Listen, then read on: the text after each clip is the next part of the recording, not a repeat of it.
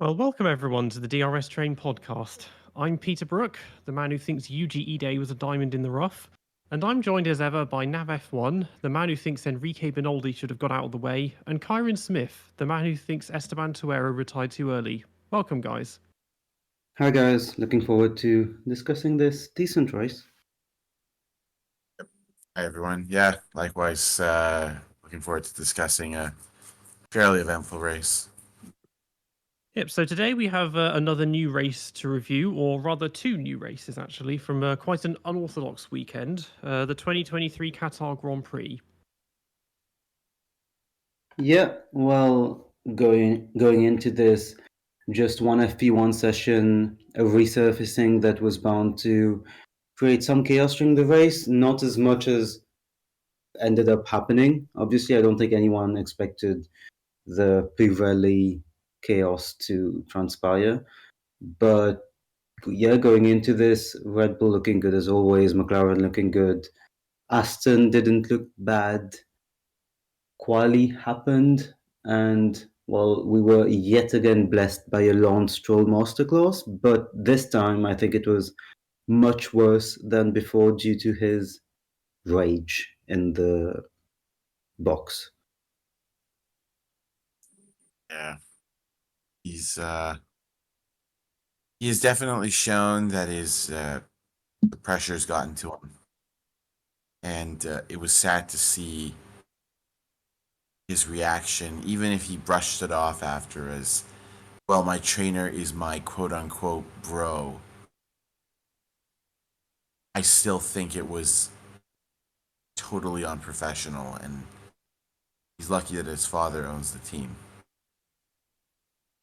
Yeah, for many reasons, because I mean he otherwise probably wouldn't be here with that. Like, this is the thing, it's Right.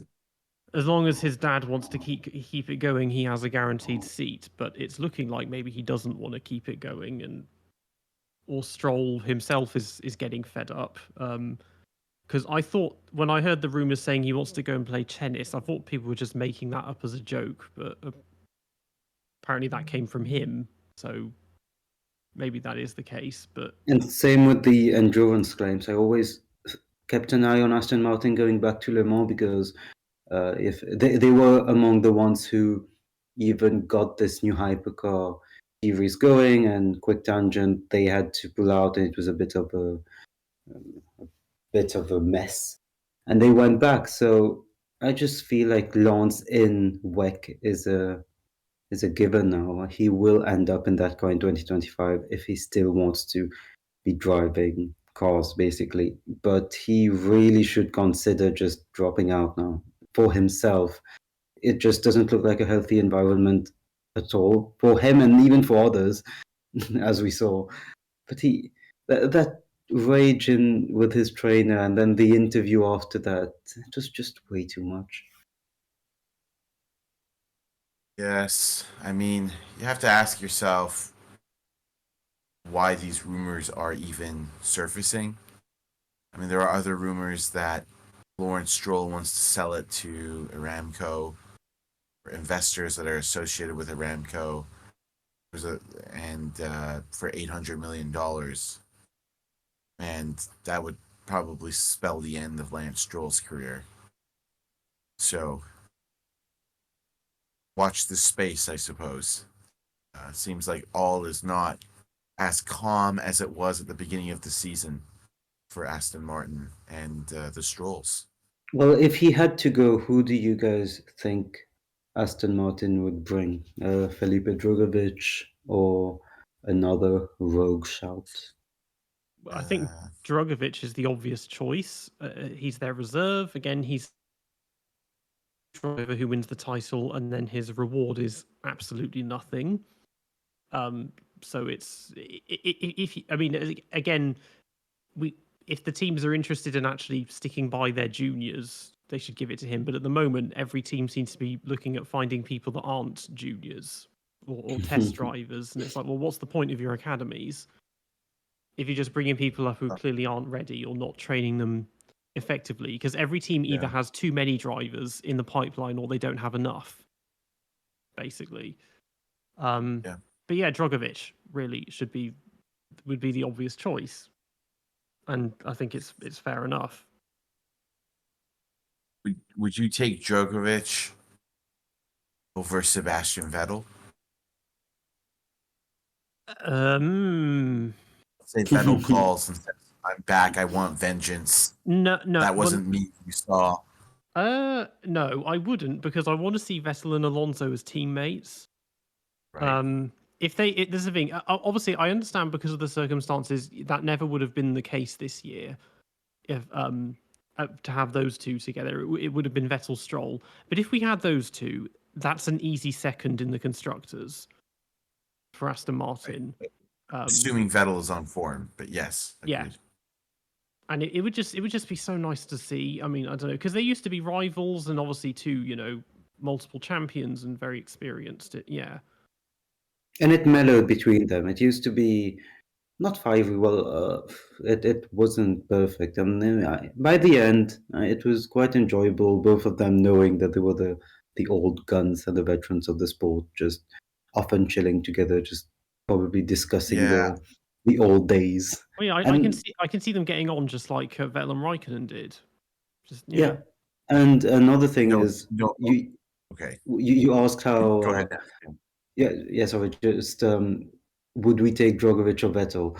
One group of people who take Vettel over Drogovic is Formula One management, because they know how much Vettel brings to the sport as a person.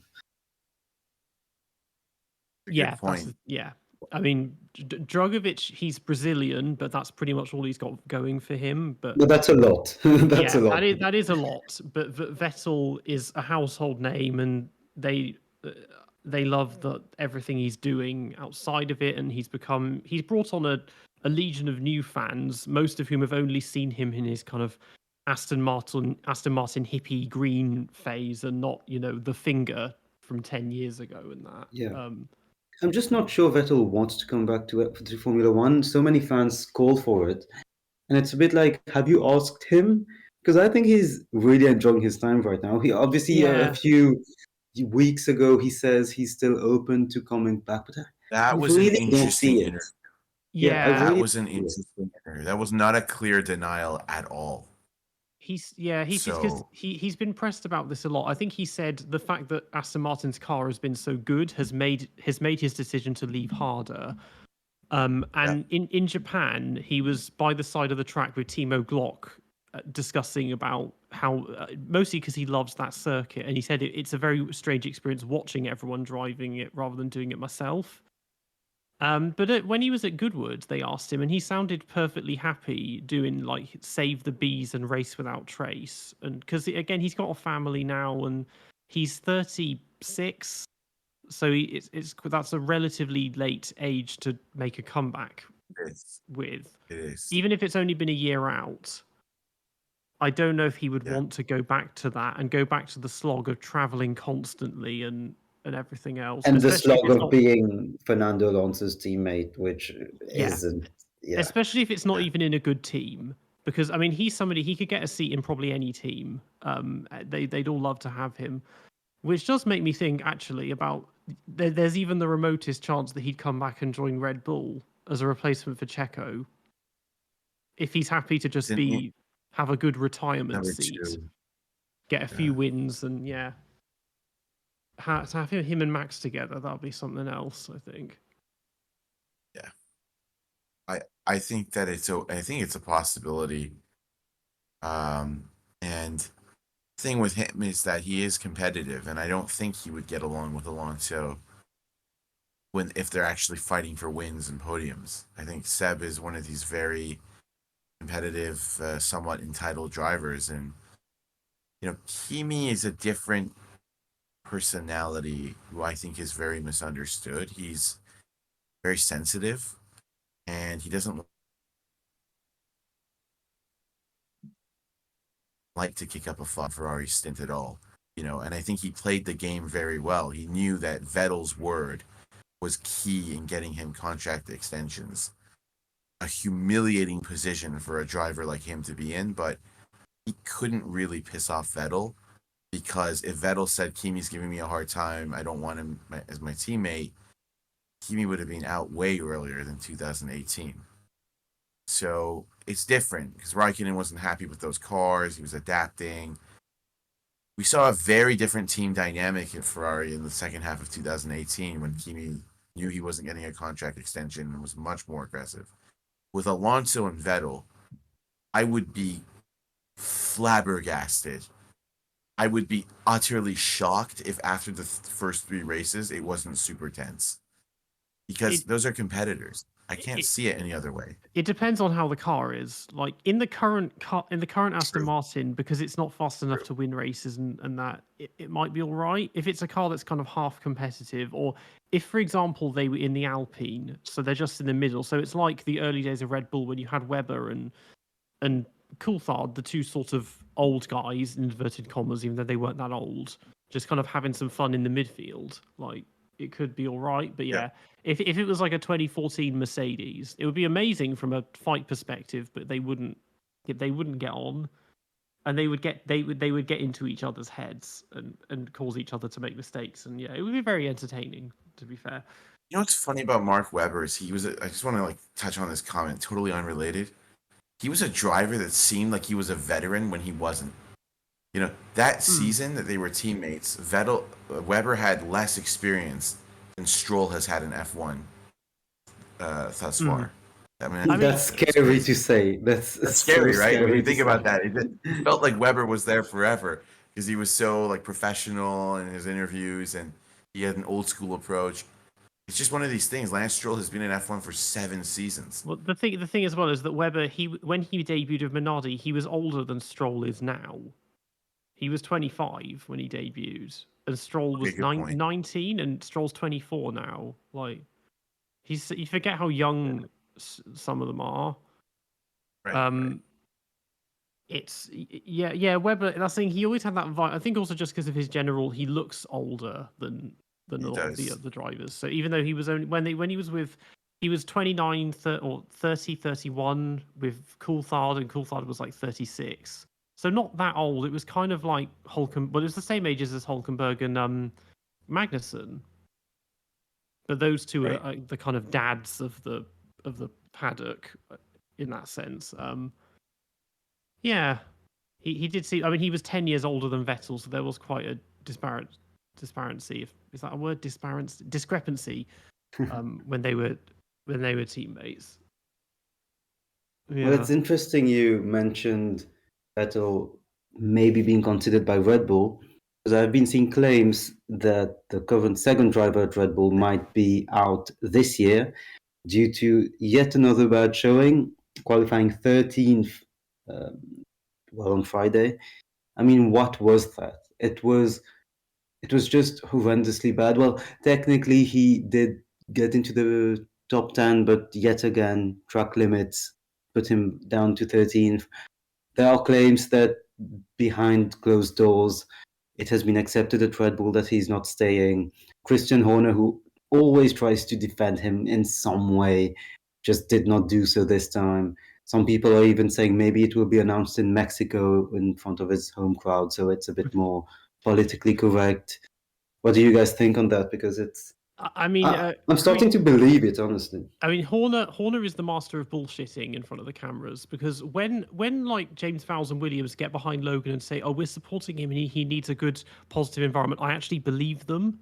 Like, I never believe it with Horner. He's like, "Oh, so and so's doing great, and you know we've got so much promise and we want to see them succeed," and then the next day they're dropped. Like, that's, yeah. The thing is that Max is well on the way to winning them the constructors title single-handedly, which I think is, if you exclude the fact it used to only be one driver's results that counted, I don't think that's ever happened before. And if that happens, that means that Perez is essentially expendable and may as well have not been there, because he's only finished second, like, only a few times, 4 or 5 times in 17 races. Right. Like, it's like, because if you look at, I looked at this, 1992, Riccardo Patrese, in 16 races, he finished second 6 times. He never finished any lower than 5th. And obviously, he still had 5 or 6 races where he didn't finish because the cars broke down a lot back then. But that's what you need to be doing. The same Barrichello, 2004, he finished second 8 or 9 times and got 2 wins of his own. And that was a Checo, famously Rubens is way number two better seat. than yeah, Yeah. Rubens. Rubens was a good driver. I mean, Rubens had a much tougher situation in the team too. That was, I mean, Max. The team is geared towards him, but that Ferrari team was at the beck and call of Michael Schumacher in every way. I mean, the number one status of Michael was even more than what Max has. Rubens would be forced to do tire testing for Michael. it's It was just like, it's what Aston Martin would be now if Lance Stroll was a good driver. Basically, having a whole team wrapped around your finger and that. oh, I see what you're saying. Yeah, exactly. Yeah. But with Perez, with Checo, like I had hopes for him in 2021 because I was thinking, okay, he's experienced and he had like even though his race pace was pretty abominable in qualifying, he had very good racecraft and very good defensive skills and all of that. But he hasn't had a clean race since Miami, which is effectively when Max won the title. Every weekend since then, he's either been knocked out in Q1 or Q2, or he's done something stupid in the sprint race, or he's just not making positions. He's supposed to be like, there is no excuse because the car doesn't break down. There is no excuse for him not starting and finishing second in every single race this year, except Right. Singapore and the Right. ones he won. So, Yeah, there is no excuse because the car is fast enough and it's reliable enough. So we can talk about his race later, but on a broad level, broadly speaking, this is a clear case of someone who is now facing psychological headwinds, performance related, mental related, not performance anxiety, but he has psychologically been beaten by Max Verstappen. It's so obvious. And he even said he has now hired a sports therapist, like a psychologist, because of all the struggles he's having. He mentioned this a week ago, I think, that it's hard for him to enjoy his life outside of F1. So his family life has deteriorated, his social life has deteriorated. Perez has been beaten in such a way this year that it has definitely affected his mental state. And we are seeing the results of that. He just didn't follow up from his amazing early season form in 2 races that people were literally writing articles saying, is this Perez's year? Which I immediately dismissed, but many people didn't. And it snowballed, and it snowballed in such an extreme way. I feel like he never found a way to be resilient. He just kept tumbling down the abyss that was Max Verstappen's dominance over him. And he's suffering. He needs to get his head in order more than the setup or anything else. He is psychologically beaten, and until he finds a way to get out of that, it won't change. Those are my 2 cents on that. It's oh my mind gone. Yeah. So my one of my main takes from this year, and I made a tweet about this, is in the absence of a title fight, what we have seen is between psychological battles between teammates, because the 3 big cases in this are Checo, Stroll, and Logan Sargeant, who have all just totally crumbled against their stone cold teammates. And it's been a long time to see such a disparity between teammates like that across so many different teams as well. Right. I think this season has been characterized by a few blowouts in terms of intra-team battles. That's certainly one of them. I don't really know why this year of all years, but anyways, Perez needs to perform or his seat will be under threat. He has one huge advantage. He has one of the richest people on the planet backing him. Do not underestimate how important that is. Do not underestimate how important of an economy Mexico is, with all their cheap manufacturing and their trade relationships with large economies. It's a large economy, relatively. I mean, Latin And America in general is important because the fan base is so passionate. That's the thing, and you can yeah, see that whenever we go to Mexico and Brazil, how much they love it. And it's the opposite of the Middle East, where they've got no money, but maybe the races don't sell out, and there's not much passion from the locals because it's mostly people from Europe traveling there to see the race. Whereas even if somewhere like Brazil, Interlagos is a bit rough around the edges, it's got the old school like vibe and atmosphere. And I agree that it could be a big yeah, issue for that continent because Perez wouldn't leave Red Bull if he was to leave this year. He would leave the sport. And there is no other, well, there is no other kid coming for the categories. I, The only other chance would be Felipe Djokovic is Brazilian. It kind of might gain some support, but that's not a certainty at all. Yeah, I mean, if they tried a driver swap and moved him down to AlphaTauri and moved probably Ricciardo up, I think he would just say no to that because he's thinking, well, I'm 32 years old or 33 years old. I've done X amount of races. I don't need to go back to a quote unquote beginner team like AlphaTauri that's designed for rookies and that. He might just call it quits because I can't see any other team wanting him with them at the moment, other than maybe Aston Martin if Stroll goes. Yeah, or Haas. They seem to be It would Haas fit is the a good mold. point, actually. Haas is a very It would good fit point. the mold of their current two, Magnus and Hulkenberg. They're not. They don't have they tend to take on Ferrari juniors, probably where they go first. So in a couple of years, maybe Behrman will have something to do with them. They seem to have no interest in giving a seat to Fittipaldi, but they're happy to keep him on for going on 6 years now. So yeah, yeah. maybe he'll go there. And well, keeping on with quali, McLaren again showed their pace. Norris should have been second, but messed up in terms of track limits. Piastri, I think, should have been fourth, messed up with the track limits again, P6. And Max just decimating everyone, really. Not much to say, I would say, with the quali. Sprint quali, again, not much to say apart from obviously McLaren getting 1-2. That was a big deal because it kind of set the tone for the race. McLaren being best of the midfield. Not even sure we can call them midfield anymore. They're pretty much a front runner. So the sprint started.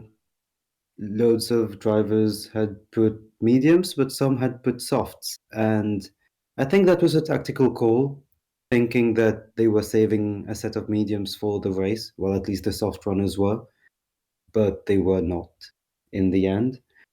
And well, Oscar Piastri first win for the rookie. Does that count as win? I'm not sure, but first place. It doesn't count on his record. Yeah, but first This is place. So this is he gets the points count, but nothing else. This is the thing. Like the sprint race, I wish it hadn't been good because now we're going to have sprint races at every race. Because this one, it ended up being an actual sprint because most of it was spent behind the safety car. So when they did have to race, they had to get a move on. Whereas otherwise, when they first introduced sprint races, I thought, okay, maybe it's going to be like a 5-lap shootout on super softs and they just push it.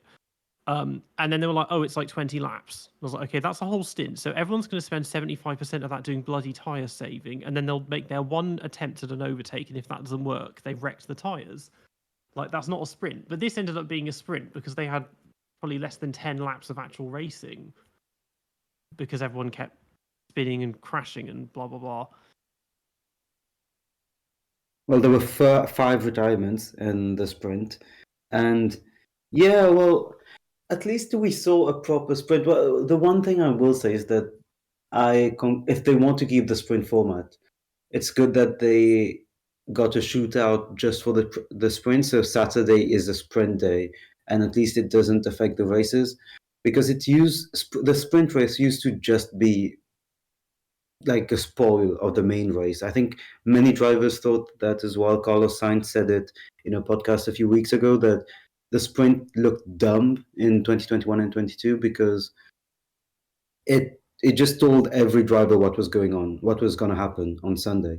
So at least I guess the fact that Saturday is a sprint day works, but it shouldn't be. It just shouldn't be on the. I mean, should it be on the calendar? No. I mean, it messes the statistics up. That's the thing as well. They're getting points for stuff that aren't actual races. Like for me, it's annoying because I'm on my spreadsheets and it messes up their points averages and all of that. You know what it makes me think about? That the sprint will be a topic that YouTubers in 2030 will make a video with 1 million views on, which will be named It'll be like, "Do you remember the sprint format?" I know just like the weird quali that happened. Yeah, in we'll be looking back 2016. on the knockout quali in 2016 and aggregate qualifying in 2005 and stuff like that. It'll be one of those little curiosities from the past. But the thing is, it still does the sprint. It still does give away what's happening in the race because you're just being given. They're just doing the first stint twice.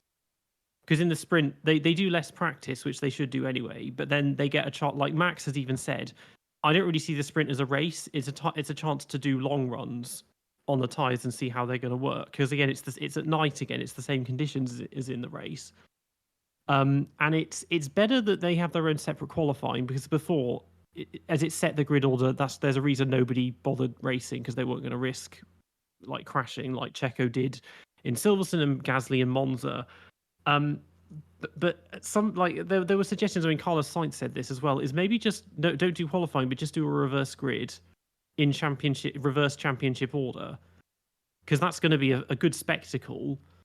Although it does create problems if you have like a 2021 situation, because it means you've got Hamilton and Verstappen starting at the back in every single race, and it's going to be for them if one of them scores points and the other doesn't because they can get through or whatever. That's So I think that's pretty artificial. And I also think it shouldn't be allowed to have a world champion crowned after a sprint race. How underwhelming is that? You know, I mean, I just feel like when I think of someone winning a world championship, it should be at the end of an epic long battle, all through the race, drenched in sweat. He won it that before felt he won it before the sprint race had even finished because Checo crashed as well. And that's ridiculous. That's ridiculous. Yeah. It's so underwhelming, and it almost makes the concept of winning a championship feel less exciting than it would had it been done in a regular full-length race where, you know, there's just more you can say you did to achieve it. I didn't like that we had another race the same weekend after the championship was wrapped up. It should really be that this race is the only race that can determine the championship or not. I didn't like that. I don't like that it's allowed. It's even in the rules that you can win a championship in a sprint race. To me, that makes it less exciting. It didn't feel like Verstappen winning it for me. I was watching the sprint race, and it happened. So for me, Piastri won, which was an actually big deal. And then I just saw Verstappen go onto his like the graphic that's made for his car, but that was all. Like it didn't feel like, oh, we have had a guy get crowned 3-time world champion. That should be a big deal. Maybe it was to some people, but it didn't look like it on TV at least. It a big deal. Yeah, go ahead, Peter. So I was going to say it didn't help that Verstappen didn't care because he won the title 5 months ago in Miami. Like he didn't. Right. He was completely unbothered. I mean, he said this week he's like, I'm not thinking about it because I know it's coming this weekend. So yeah, it was just immensely anticlimactic. I mean, there was some discussions on Twitter because they were like, because Piastri had just won his first race, and they were like, should we give more attention to him? And it's like, well, no. Even though Max doesn't care, you always give precedence to whoever's just won the title over the race winner. But it's and again they were saying like it's funny because they're talking about declining ratings and engagement with F1. and saying when people in tennis, when Federer, Nadal, Djokovic, when they're winning everything, people are still they love it and call it a classic, but not with Max. And I think one difference is that with those guys in tennis, they're still having to compete like one-on-one against other players and against each other, whereas Max has been competing against absolutely nobody this year. He's just been running around on his own, similar to Hamilton in 2020 and Vettel in 2011 and 2013. It's just there's nobody else has been in the limelight or in the shot for the title. So Max has been running on his own since the midpoint of 2022. Yeah, in my opinion, he has almost double the points of Checo, who's still in second. Like with I remember at some point he had won 19 of the last 21, so now it must be the last 22 of the last 22 of the last 25 or something. He's won 14 of the last 7. Well, this year he's won 14 of the 17, and then if I just look at 22, did he not win like 1, 2, 3, 4, 5, 7 out of the last 8 last year? 11. So that's of the last 28 races, he's won 23 of them. Okay. Since France last year, and that's just incredible. I mean, what do you even do if you've got that situation? Yeah, I mean, again, it's just his stock is rising immensely. Like it was middle of last year that he joined the top 10 drivers for race wins, and he's now in 5th. I think he's got Vettel in 3 races he'll have overtaken Vettel. And in 3 races using the modern point system, he'll have also overtaken Prost's total career point score. He's about 70 points behind him now, and that'll move him to 6th overall in the rankings. Yeah, I mean, this year has been his points average is now it's higher than Vettel, it's higher than Schumacher, it's almost higher than Hamilton as well. And the thing is, for 2024, it is going to be the same. There are no changes, or at least I don't think there are any big changes at all coming into place for next year. So it will be the exact same thing. It could be Hamilton just talking big. He's like, oh, we've got something special for 24. And it's like, nobody makes such big leaps like across seasons where there aren't any major changes like that. Usually teams only go backwards because they try something different and it doesn't work. Like Mercedes, they might get themselves into a comfortable second fastest team, but they're not going to be fighting for the title. And even if they are, George is going to want it just as much as you. And that's going to give Max the title because those two will take points off each other. All the other contenders are McLaren, who could be anywhere next season. I mean, I'd welcome that because last year, like after Austria, it looked like we were going to have like a 6-way fight for the title because Mercedes, Ferrari, and Red Bull had all closed up, and then the next race, France happens, and then Max storms off. Yeah, and it would be interesting to see how McLaren would handle Piastri and Lando, because I'm not sure they expected Piastri to be this fast. Then again, in races, I think he lacks race pace compared to Lando, and we will come to that at some point. But yeah, he just really thrives in sprint races at the moment. It was funny to me how, well, Piastri won the sprint race while the 2 other rookies, well, they just went into the gravel on their own. Liam Lawson, I think we just have to talk about him quickly. He had his last race of the season, and everyone just wonders, is he going to come back soon? Is he going to be in a seat next season? Apparently, he rejected the Williams offer for 2024, at least that's what's being said, which usually implies that he knows that he will have a seat somewhere else. And that's what has fostered those Perez stacking rumors. Yeah, I mean, if that's happening, unless he's happy to spend another year on the sidelines, that would lead you to believe that presumably Ricciardo is moving up to Red Bull next year, and then he would take the seat alongside Tsunoda. That's all I can see, really. Especially as he rejected a Williams seat that Williams is going well at the moment. Why is Daniel Ricciardo? Yeah. Go ahead, Dan. Sorry. Daniel Ricciardo, because he is Daniel Ricciardo. That is the only answer I can give you. He has. Who is Daniel Ricciardo? don't get it. I find him very annoying, and he shouldn't still be here. But the thing is, he's been in that seat already. He knows what it's like to go up against Verstappen. If he's happy to be like an Eddie Irvine, and it's like, okay, I am here just to be a number two. I'm not going to start bullshitting that I'm going to be fighting for titles, and then 5 races in, I've lost the championship. If he's going to be there, he'll be a dependable number two. He can get podiums. He'll get the odd win on the rare occasion Max falls by the wayside. And it's a good retirement seat because he's in his like mid-30s now as well. So because I don't think here's. I totally agree with you, Peter. I just want to jump in and say, here's why this whole Daniel Ricciardo scenario bothers me. This is someone who I believe truly does act like a clown. And I understand people want to laugh and people want to feel good about their day. You know, life is tough. Life throws curveballs at you. And what's better than turning on the TV and seeing some clown make weird noises and immature remarks that frankly belong in a high school classroom, not at the pinnacle. You know, and he overdoes it. I feel like he tries so hard to make people laugh. And at the same time, he really made himself look like a fool. He started bad-mouthing Red Bull at the end of 2018 and then came back, the expression goes, with his tail between his legs, meaning he was humbled. Having, rage quit Renault and then getting kicked out of McLaren. Exactly. And I fully agree on your point on him exaggerating. I think he is, well, his personality is being like, extroverted funny. But at some point in 2017-18, he really started doing way too much.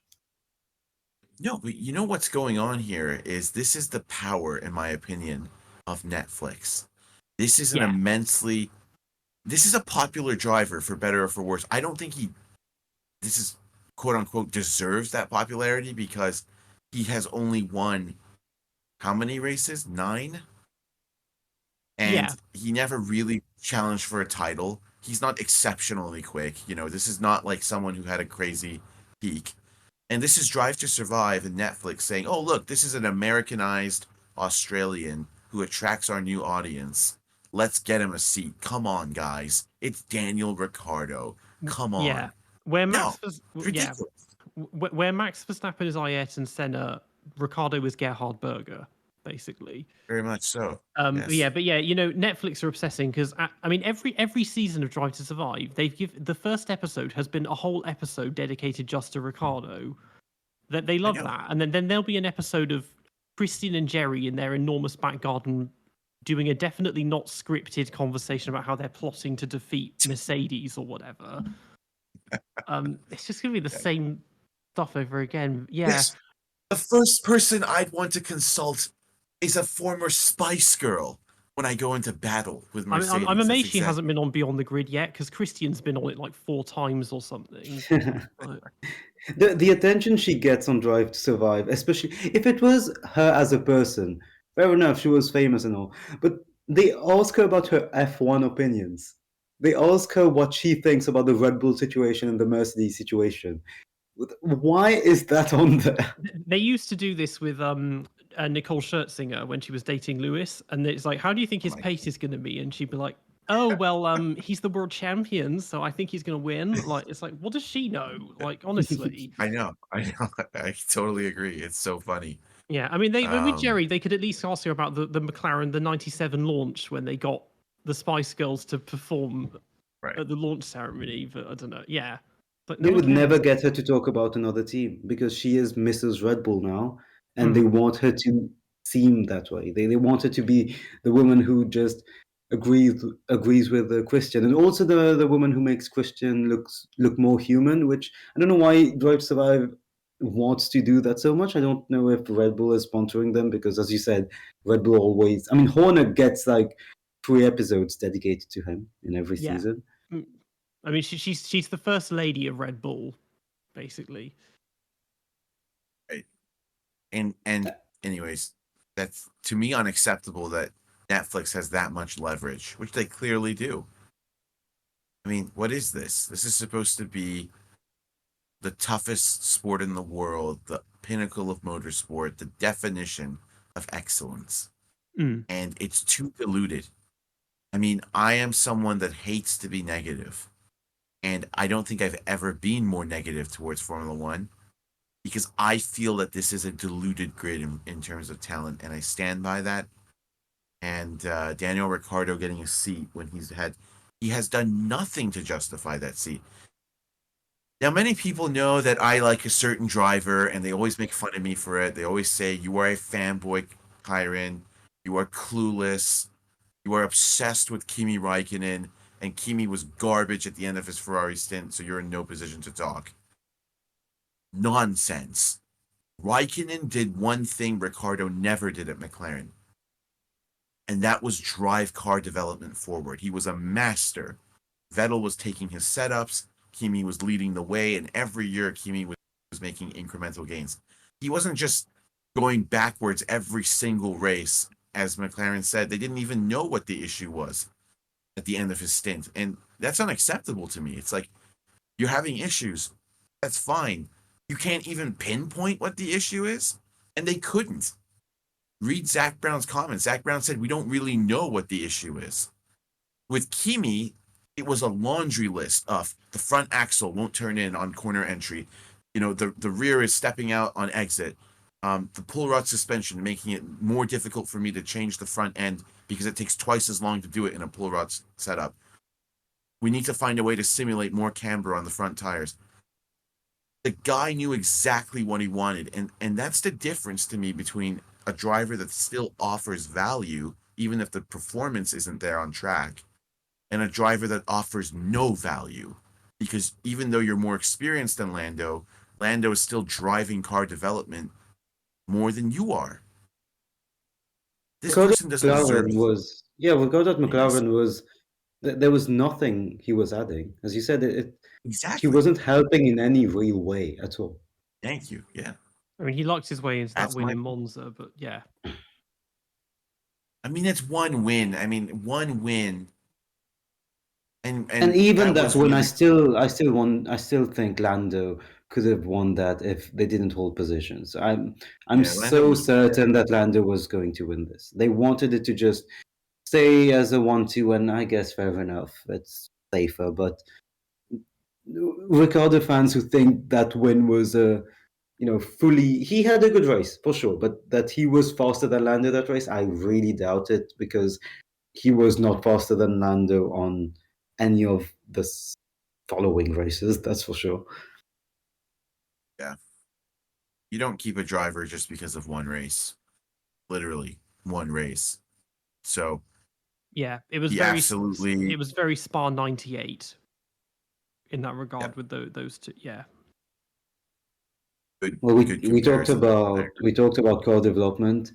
There's one driver who seems to be, I believe, one of the best drivers on the grid at car development at the moment. I'm not sure if you will agree, but Alex Albon and what he has done with Williams, I think he has spurred that small revival well, and he was the notable driver in the sprint race, going from P17 to P7. Obviously, benefited from the retirements and starting on mediums when others were starting on softs. But yeah, he is another driver who has impressed by just his ability to fight back. Back in 2020, his radio comments were, well, appalling. I'm sure Kyron will be saying that they were appalling because they were. He was just scared. He just didn't look. Embarrassment. Yeah.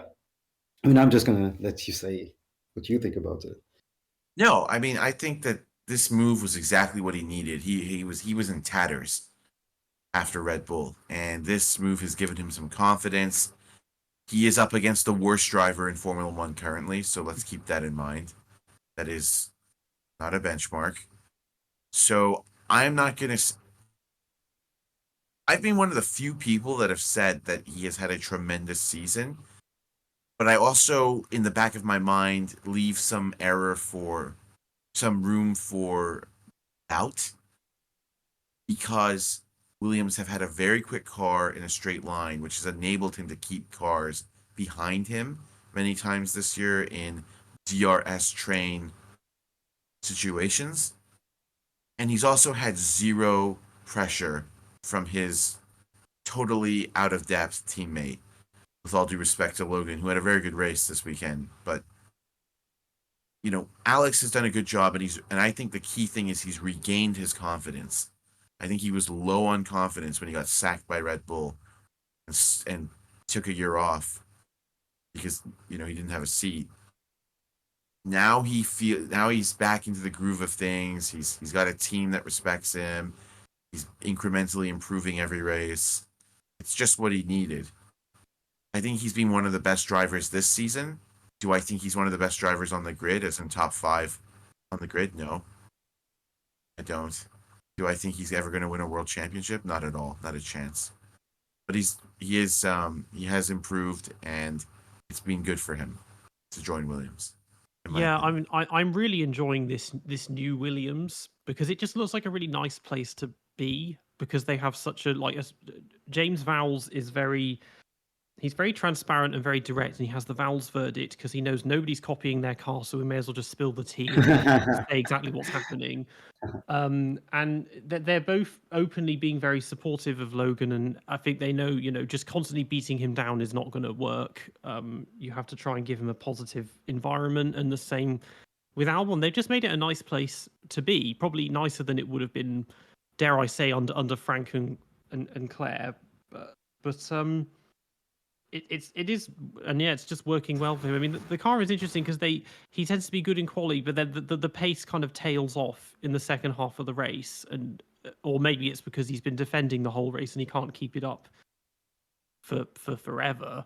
Because in the first stint, they were 10th and 11th, and then they would pit and come out of the back, and then he just sort of drifted further and further back as it went on.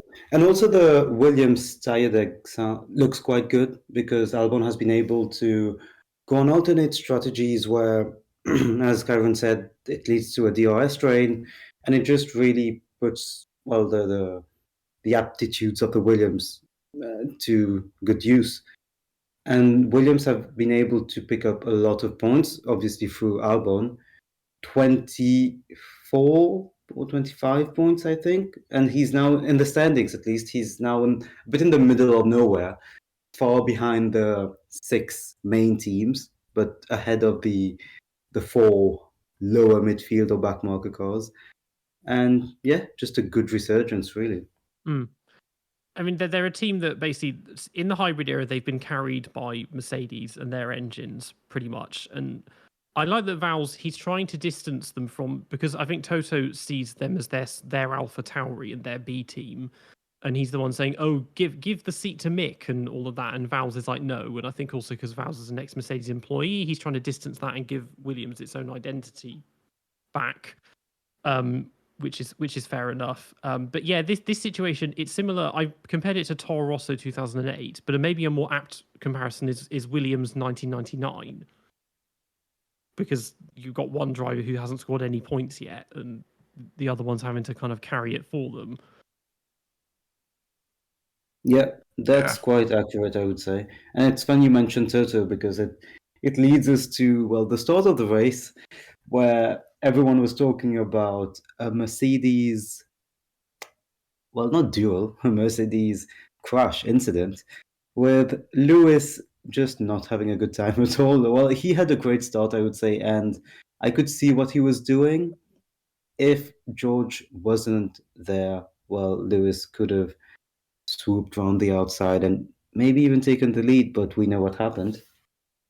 Yeah.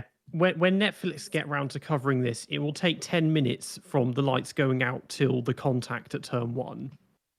It's 15 even. Yeah, they're gonna milk that for all it's worth. And that shot of Lewis slowly walking back to his grid while Russell's mode just gets going again.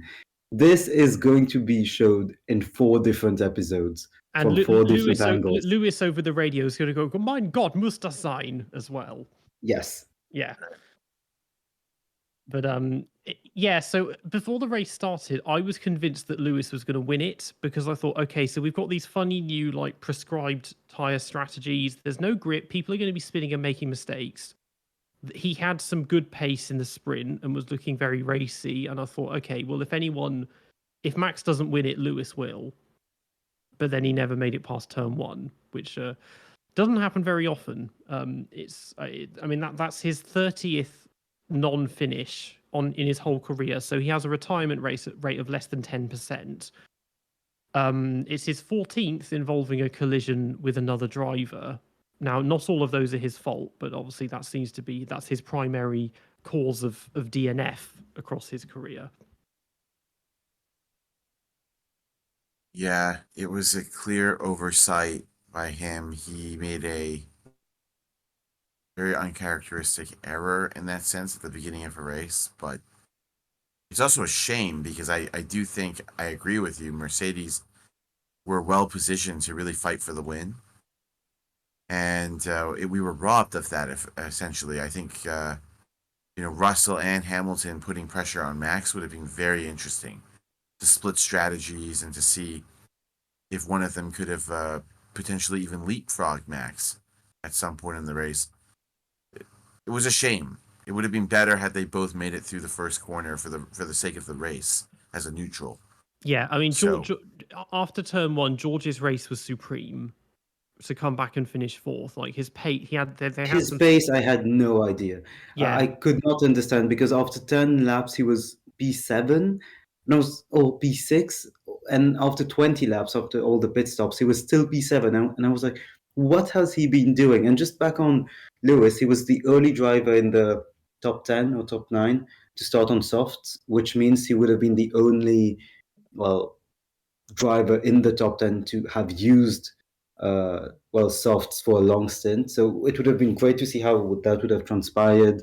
Maybe he would have had tire issues after 14, 15 laps, because in the end we never got to know how bad the issues were because of the Pirelli prescription. Yeah, because on the formation lap, he said, "I'm a sitting duck man" on the radio, and he obviously knew the tires are gonna, because again they found this out because of the sprint race that gave it away that the soft tires are made of cheese, and that they'll be gone after 5 laps. But yeah, he would have my guess is the plan, unless he just wanted to get it done quickly, they probably would have swapped him and George within the first couple of laps, because Lewis would have been on the faster tire. And there are some people saying, "Oh, well, George should have just gone out of the way immediately." It's like, you don't just let someone through at the start of the race. That's not how it works. I thought the plan might have been for Lewis to go first, and then try to back Max into George. But that's not really a tactic you can bank on. No.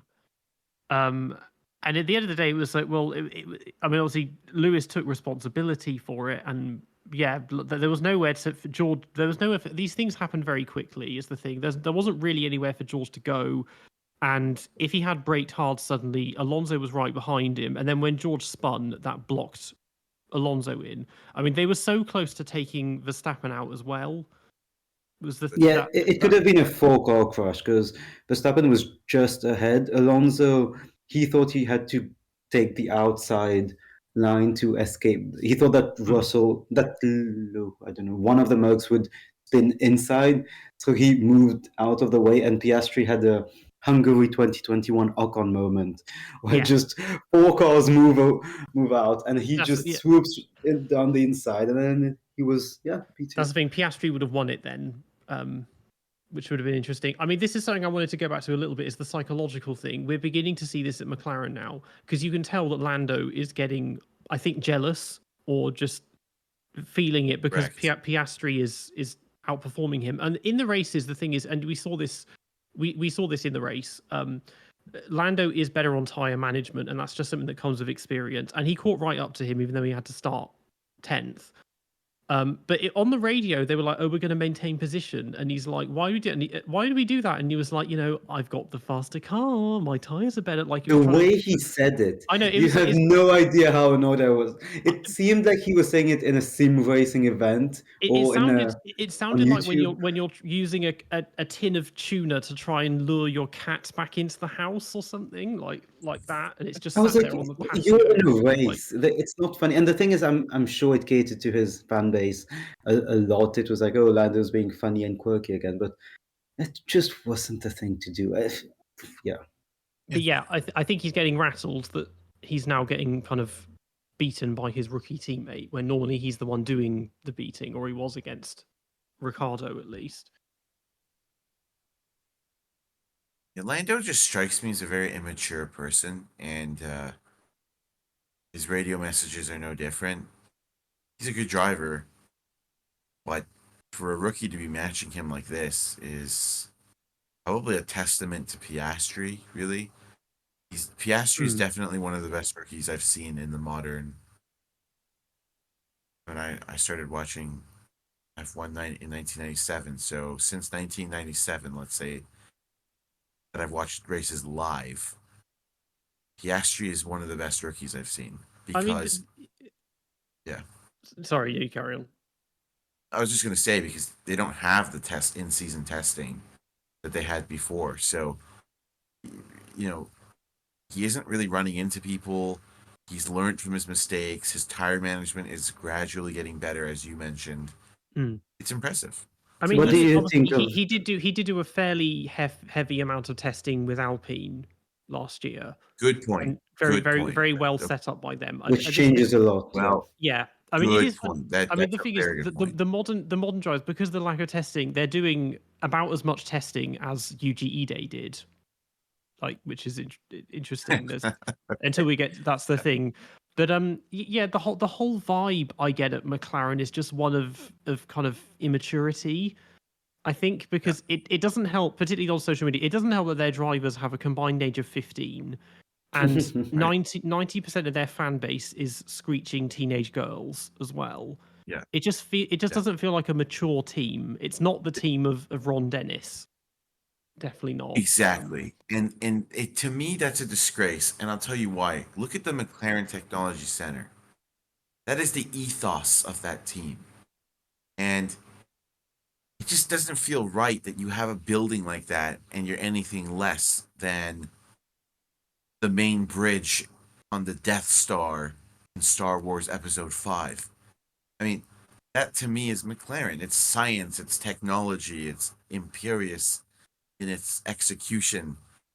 And I don't like that suddenly they're having yoga sessions in the middle of the MTC, and Lando and Oscar are no different to maybe someone you would see in a school somewhere. I mean, there's something about McLaren that has gone that I miss, and it was the ominous feeling of Ron Dennis, I think. I didn't realize what a big part of McLaren he really was until he left. I mean, he really was the identity of that team, and maybe this new McLaren will be popular, and they are doing well. But I think that both drivers need to mature if they're ever going to fight for a world title and win it against the likes of Red Bull, because there's a lot of immaturity at that team, in my opinion. What do you think of the claim that's been going around social media recently that Oscar is a bit like a new Kimi? I always wanted your thoughts on that. He's a bit like a new Kimi. Yeah. Yeah. So Kimi Räikkönen is a very unique character. I don't think I've really. He's a very simple guy as well, and he was different. I don't really think that they're alike, other than the fact that Oscar doesn't scream on the radio when he wins or does something really good. Kimi was like that too. I think it comes from the fact they're supremely fast, composed. Yeah. Well, they're not gonna talk to say nothing. They're calm, and even Kimi was just so extreme, though. I mean, Kimi was extreme. Oscar talks more than Kimi, but they both have the same kind of aloof, nonchalant attitude to everything. And they do their talking on track. They do their talking on track. They're both reserved in their celebrations. But Kimi in his early days was also hyper competitive. I don't think people. I watched him in Formula. I read about him in Formula Renault, and he was also. Kimi is ruthless, like Oscar was in a way. Oscar put Alpine on notice, didn't he? And everyone said he was so arrogant. Kimi did the same thing with Sauber, because Peter Sauber didn't want to let Kimi go, and Kimi said, "If you don't let me go, I'll just quit F1." I will never drive for you if you don't let me go to McLaren. So they have that parallel in that they're both pretty tough characters. But I think Kimi was probably even more competitive than Oscar because we'll see. Because I'm now judging Kimi based on his McLaren years. But Yeah. I think if we're going to look at them in their rookie seasons, actually, yeah, there are some parallels. I can see why they make that comparison.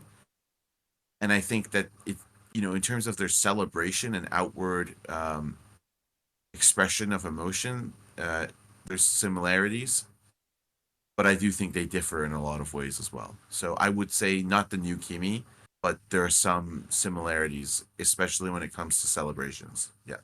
And Piastri, he has always impressed me as someone who watches a lot of Formula 3, Formula 2, especially since 2018, since the rebranding, when, well, basically Formula 3 and Formula 2 became more accessible. Piastri was so fast. I mean, Formula 2, I think we just have to touch on that. For the second half of his rookie season in Formula 2, I think he got 4 or 5 pole positions in a row, which is extremely hard in Formula 2 because even though we know what really happens with the cars and engines, he was a rookie and getting back to back poles is already impressive there because you get cars that are truck specific. Yes, I know that most people think that the cars are fully the same between all teams. They're not. So you get cars that are truck specific. Some drivers will be going to a truck for the very first time in their career. And Oscar was was just starting on the first row, and basically every race was winning by a few seconds.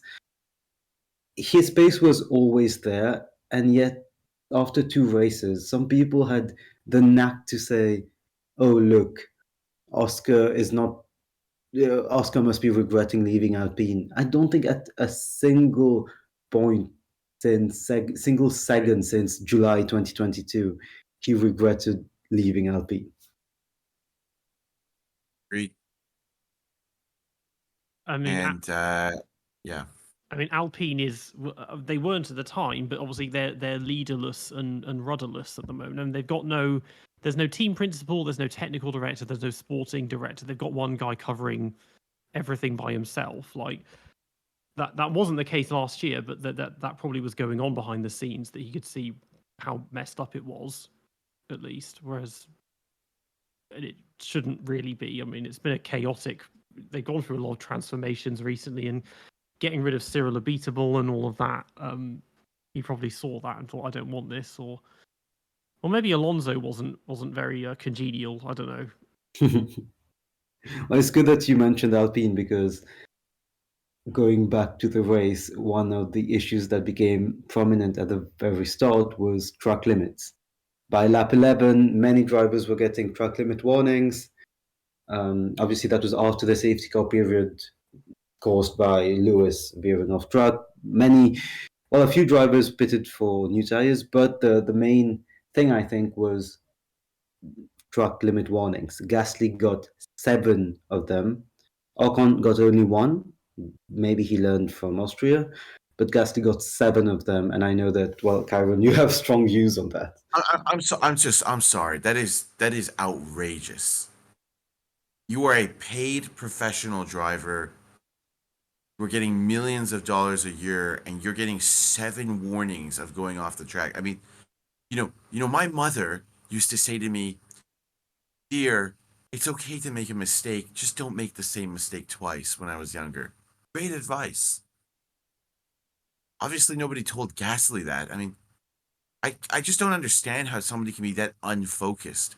Now, maybe the heat had something to do with it, but he still had way more than anybody else. And we'll get to some of his misguided moves later, but Pierre Gasly is starting to have a reputation of a driver that makes a lot of incremental errors. He makes tiny errors in the races that sometimes are not even reported on, are not even mentioned, but they cost him and the team several points. And it's unacceptable. Like, you cannot be a driver that makes a mistake every other race, even if it's a little mistake. It's too many. too many. And this race was just a classic example of that. What's he doing out there? I mean, when it comes to What the do you track think? limits specifically, like I don't necessarily blame Gasly himself. I blame more Herman Tilke or whoever it was that designed the circuit, because everyone's abusing track limits because there are no track limits. Like the track doesn't stop. Like you go off the white line and there's another 50 meters of tarmac. Like what the rumble strips are wider than the cars, and beyond that you've just got more tarmac. It's like no, nice narrow Yeah. rumble strips that aren't made of razor wire or whatever because they're just destroying tires at this race. Like the stupid geometric designs, and put a strip of grass behind it. Just put some turf down. But I mean, everything else in that country is man-made and artificial. So just put some fake grass over the sand.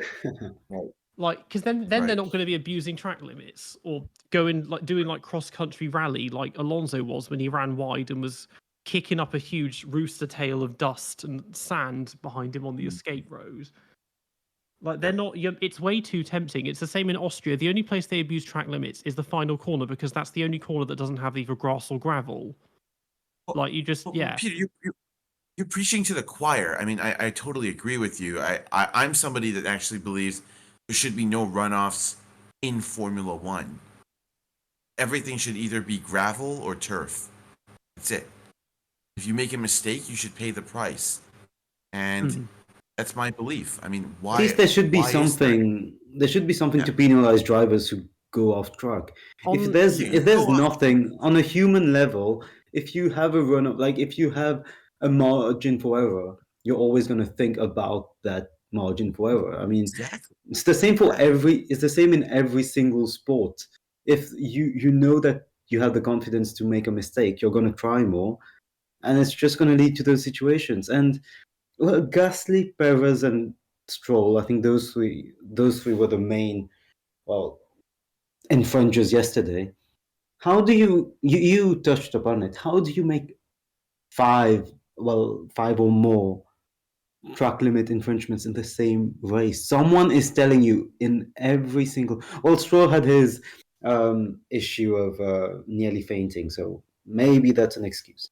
But the others, how do you make that mistake 5 times? Someone is telling you in every single corner just after you did it. Surely you listen to that. I think it's just track design, to be honest. It's that there was very low grip as well because they'd resurfaced the track.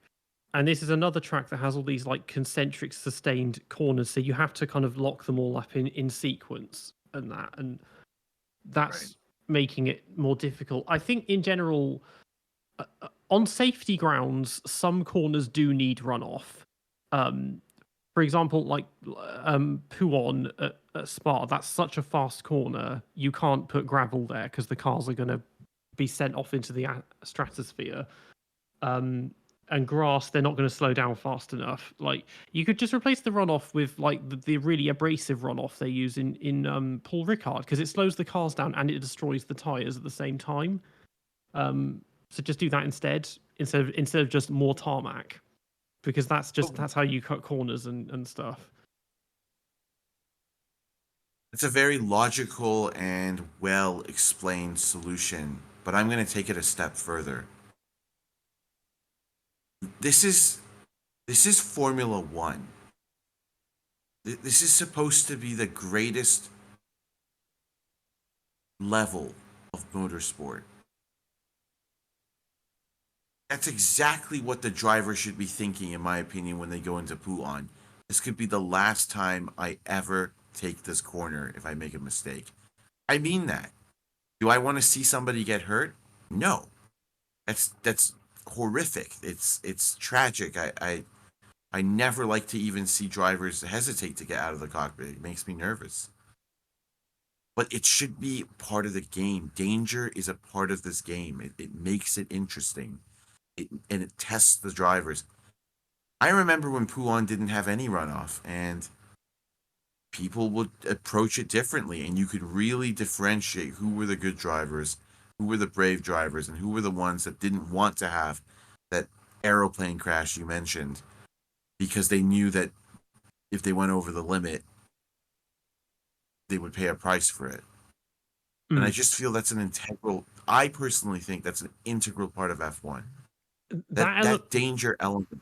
What do you think? Yeah, go ahead. that element exists, but then you also have cases where somebody might go into Pouon or Abbey at Silverstone and a wheel comes off or the rear wing breaks off, and that's not them making a mistake. That's the car just failing on them, and that's been Right. the cause of several fatal accidents in the past.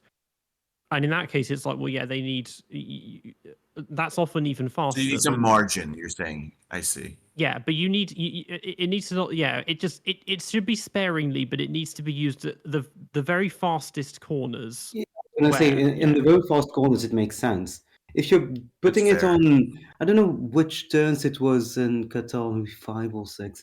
If you're putting it in some like 100 miles an hour corner, where like if something happens, like you are just gonna touch the wall. Why is there a massive run-up area which is leading to everyone going off track? That's not what a run-up area is meant to be. It's not meant to give margins on acceleration. It's meant to give margin on breaking points where something can happen.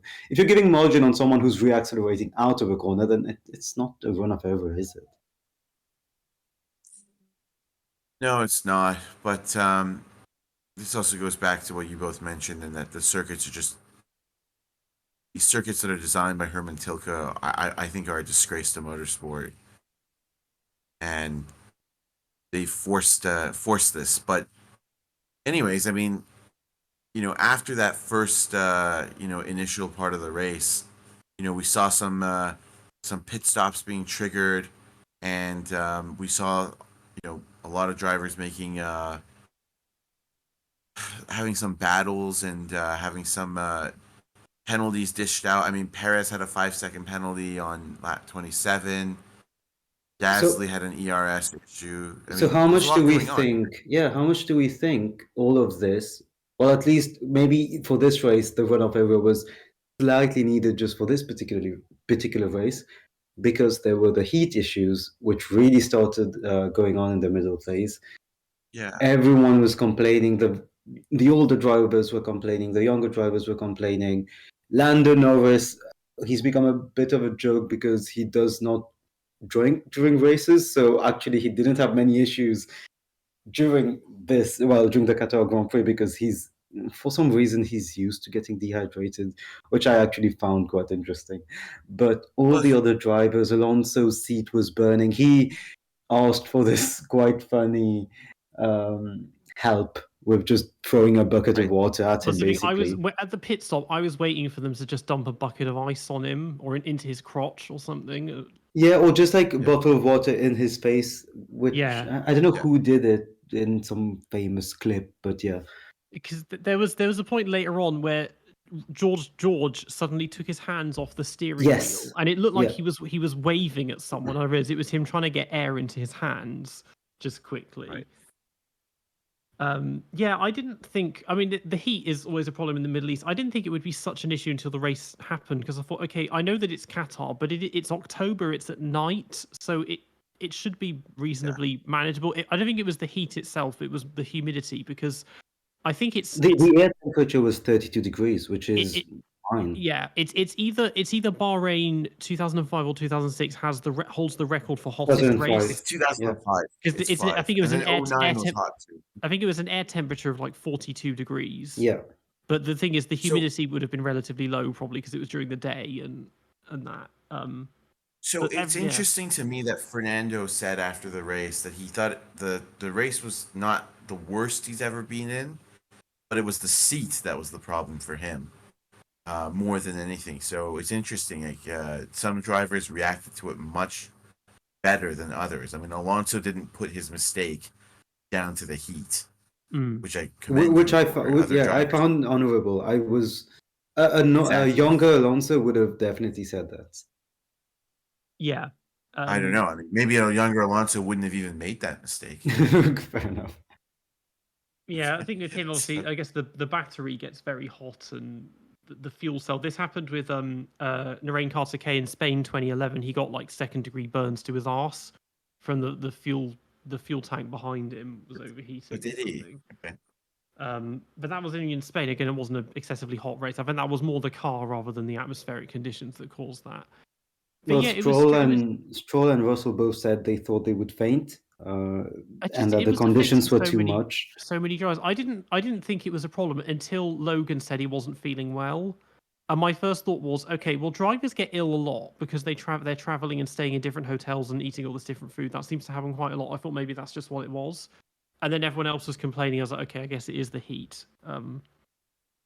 Just it's happened before. Complaints the heat and it's difficult, but never to this degree. We've never really had drivers, nearly passing out and throwing up in their helmets and all of that.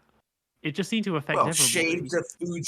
Shades of Fuji Yeah, 2007 with I mean, Weber. obviously that wasn't heat stroke. That was that was food poisoning. That was yeah. him eating some was dodgy just food sushi or poisoning. something. Yeah, and that's what I thought it was. Because with Logan, they did say apparently he'd had flu-like symptoms earlier in the week, so he'd already been a bit under the weather, and I guess that was affecting him more than everyone else. Because everyone else managed to plow on and finish, and even like Stroll, he said he was nearly passing out in the corners, but then he still finished 11th.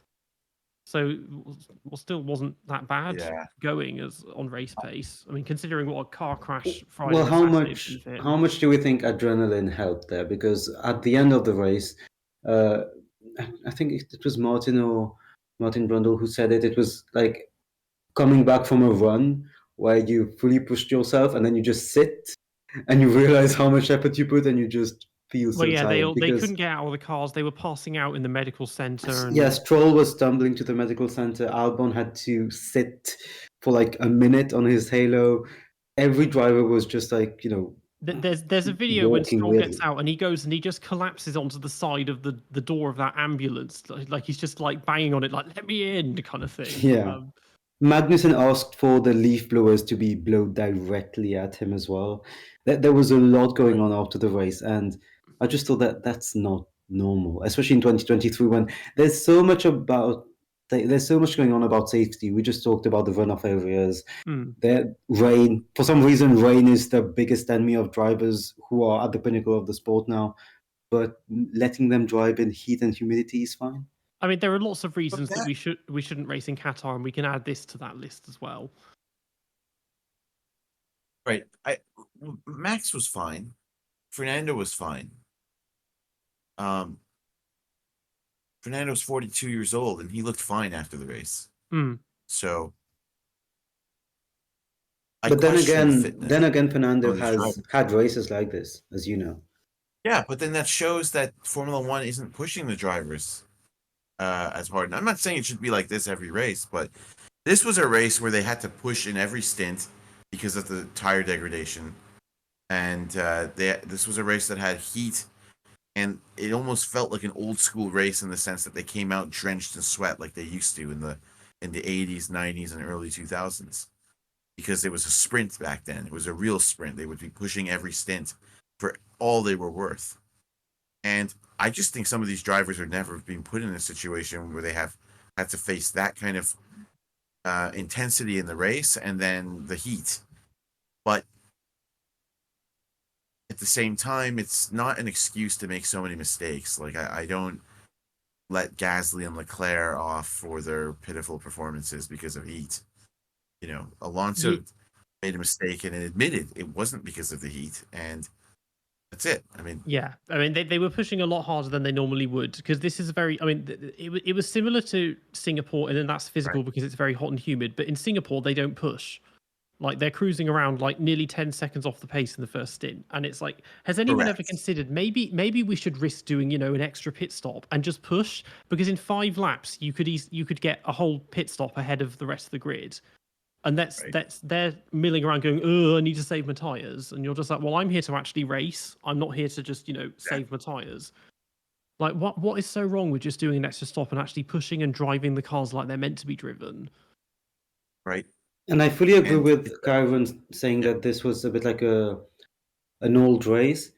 The issue is old races had many of these in the season. So either F1 puts more of these, which they want, or they just don't do it. My issue with this race being how it was is not that drivers should be able to sustain this, which I think they should, but obviously they couldn't. But if you know they cannot do that, just don't have it. So I agree with the people who said this was too much, because yes, in the current state of F1, which is what F1 is now, it shouldn't have taken place, or maybe it should have taken place at a different time of the year. Obviously, next year it's going to be in December, and I think it will be for the foreseeable future. But those drivers, as you said, they are not trained to do this. They are not used to those racing conditions anymore. Well, the younger ones. Yeah, it's also, I think ground effect plays a role, because even though the cars are slower than they were 2 years ago, they're really good in sustained high speed corners, and they're just more physical because of the downforce.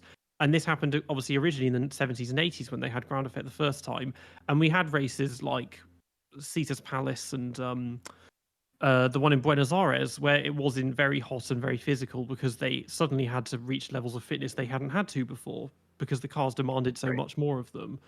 If this race had happened in 2016, I think they would have handled it far better, because the cars had hardly any downforce and grip, and they were far less physical. Because 2017, that was a huge wake up call, and then again in last year with the porpoising and everything else.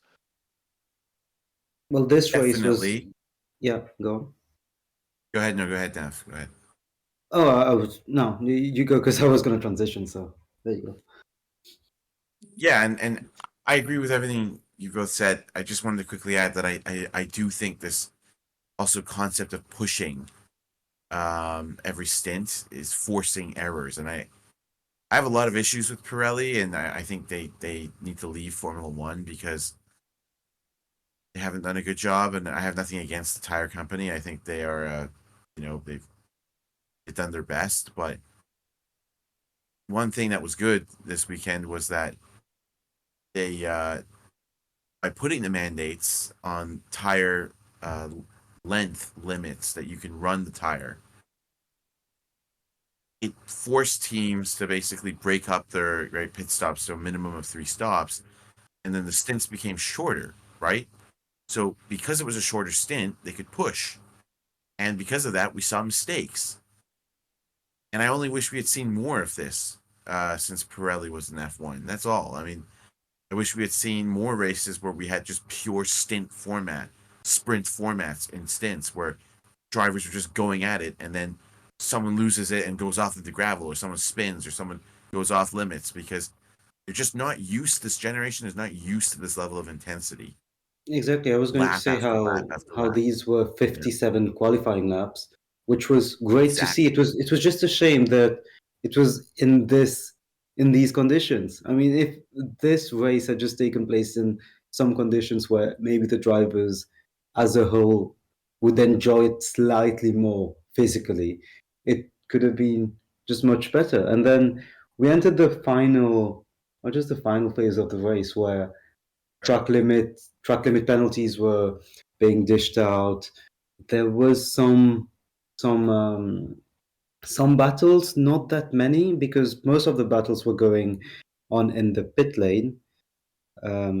It was, well, the alphas who were really, I think, spearheading the alternate strategies, because as we said, Bottas and Joe had very good races on strategies that were very hard to follow. They pitted on lap 1 and 2, I believe. And yeah, they just kept going.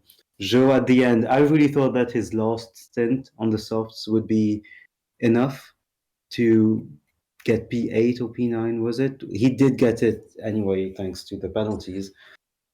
But yeah, I wonder how much the heat. Their updates are working. Are working. Credit definitely. to Alpha. The upgrades that they brought 2 races ago are working. It's taken 17 races, but they finally turned up in 2023 and done something. It was really good. I didn't expect Joe to get in the points. I mean, he started 18th as well. So and to go from 18th to 9th is an absolutely brilliant result. And he was holding off Pérez for ages in the first stint. And Alonso as well. It was impressive. It was genuine pace. It wasn't some alternate strategy, just him being fast in that race. I mean, if they can keep this up, they've passed Haas now, haven't they, in the constructors? They could catch Williams as well. Some have said Williams. I think that with the trucks that are to come, which is Las Vegas, which is just a big big straight, Yeah. Albon is going to perform there. So He's really going to set new speed trap surprising how records quick. probably. And yes. Oh yeah, for sure. But it was really surprising how quick Alpha were on those hard tires in the last stint. That was interesting because obviously they benefited off some of the penalties that were given out, but that car looked transformed compared to previous races. And I think the strategy was amazing by the team today. But again, these new upgrades they've bought, I mean, who knows? Maybe Alpha are going to have some surprise results in the final part of the year here. So it goes back to I something can't believe I'm saying this, but good job, Alfa Romeo. It goes back to something I've been saying for a few races, well, this season at least, which is it's really annoying to have 5 or 6 clear better teams that just take the top 10 positions. Because if we're honest about it, if Lewis finishes this race, if Carlos Sainz takes part, if Perez was his own performance, but if Perez was where he should have been, Alpha is P11, 12, 13, and very often that race for P12, 13 is excellent. It's a really good race between Alpha Tauri, Alfa Romeo. Sometimes there's a Haas in there, and we only get to see it when it's for P9, P10, when one of the front runners has dropped out. And I hope that in 2024, it's a bit more competitive for P9, P10, because very often those are the places where you actually get racing. I remember in 2018, 2016, yes, you had some dominant cars, but in the midfield, you always had battles for those elusive points. You would always have a very good strategic battle between these midfield teams for P8, P9. And we saw that yesterday. But should we have seen it if there wasn't any contact? I'm not sure. Yeah, I totally agree with you. Keep in mind, Alpha really benefited off some horrific driving in front of them. Yeah. By people who were in equal or faster cars, like you alluded to. And just look at the slide here. I mean, look at the number of 5-second penalties. Totally unacceptable at this level of racing. And, Alpha benefited off that because their drivers didn't actually make any mistakes. And the others did. I want to just touch on Sergio Perez. This bloke has a psychological issue right now. He is being mentally beaten by Max Verstappen, and I believe that's what's accounting for his, as you put it, his own level of performance separate to maybe what the car is capable of, and his just general descent into the abyss of mediocrity in Formula One. Perez said, didn't he, a few days ago, that he had hired a psychologist to help him manage his life because he was so depressed outside of work given how bad things were going in the team. But, he had 15 seconds worth of penalties in this race down to unforced errors. And he could not really capitalize on the fact that the guy who's chasing him for second in the championship, Lewis, retired. So he's not doing what he needs to be doing, frankly, and it's psychological. And until he sorts his head out, I don't think we're going to see a big change. Yeah, I mean, Hamilton said in an interview, is like me finishing second in the constructors in the drivers is entirely dependent on Checo, because it should be an easy second for him. So I think he's like, well, it doesn't matter what I do; it's just how bad. I mean, how is it a thing? How has Checo not locked up? Sorry, that second place. It should, for me, there was no way it would be a competition, because at the start of the season, people were saying Alonso could be in the race and all. I didn't think so because I always thought Aston would drop the gun. But yeah, the fact that Perez is even has made it a competition. It's unreal. it's so real, really. I really think that every driver on that grid at some point believes that they are the best driver in the world. They have to. But when you have a scenario where somebody beats you so badly, you start to question that. And I think this is the first time in Sergio's career he's actually genuinely questioned it. Just like Bottas questioned it against Hamilton. And every time that happens to a driver, they can't get out of it. It's a downward spiral, circle of negativity that is so hard to break.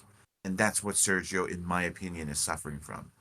Him and Bottas, they both made the fatal mistake of saying, I'm going to fight for the championship at the start of the year. Exactly. And they both get 2 wins early on, and then that's it. Like, it's like if you just accept that you're the number 2 and your job is to finish second and get points, and it's not there to be battling your teammate, then it would probably be a bit of an easier time. But he can't even do that because Max is going to win them the constructors single-handedly. At which point, Checo may as well not be there. You mentioned Eddie Irvine, Peter, earlier on. Mm. And actually, it's a good example. Because what did Eddie always used to say? He used to say, well, I'm up against Michael Schumacher. I'd like to see any of the other drivers do any better. I'm better than all of them. Mm. And that way, he kind of protected himself because he would say, it's not bad that I finished second. I would have finished first in any other scenario. And then he picked up the scraps whenever Michael made a mistake and nearly won a title. So in his mind, he wasn't putting that much pressure because he had just accepted Michael was the best ever in his mind. And that, you know, if he even got close to him, it meant he was doing better than everybody else. Yeah. So, yeah.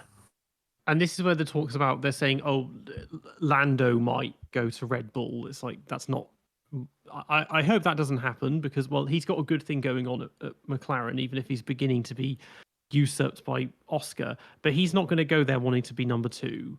He's going to go there fighting Max, and it's just going to make everything ugly, and it's not going to work. Like, it's not the it's not the dynamic they need. He's there. He should stay at McLaren long term and build that team up around him, not try and beat Max, because at the moment no one can.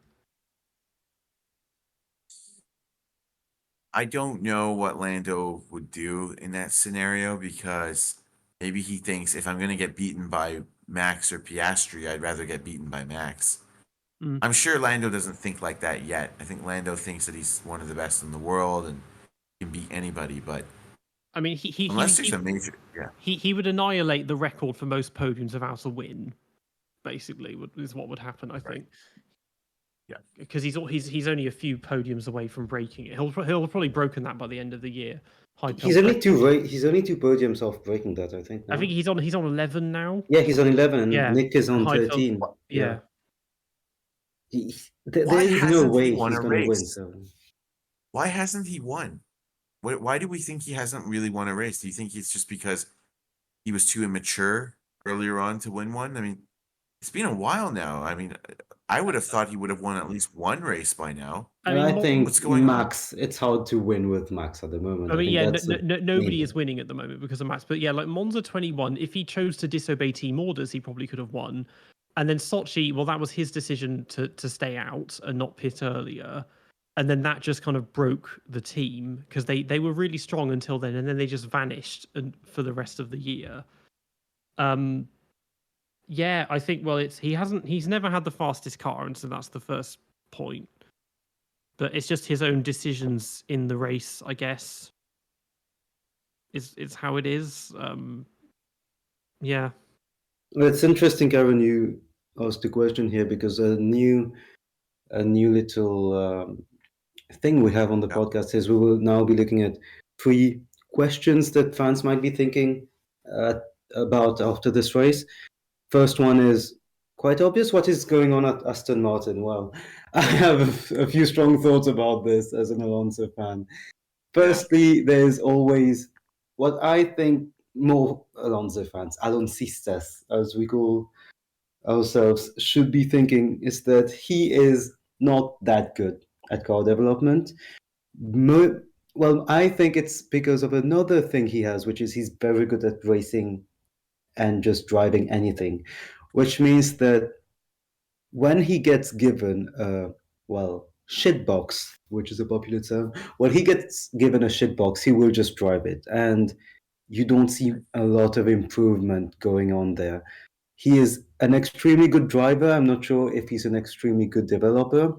Second thing is he has Lawson Stroll as a teammate, who you would think would have learned a few things about developing cars. He is more experienced now. He has had decent teammates. Well, I'm not sure how much input he puts, but from the outside, he doesn't look very knowledgeable, or he doesn't seem like he cares a lot about what's going on to give input.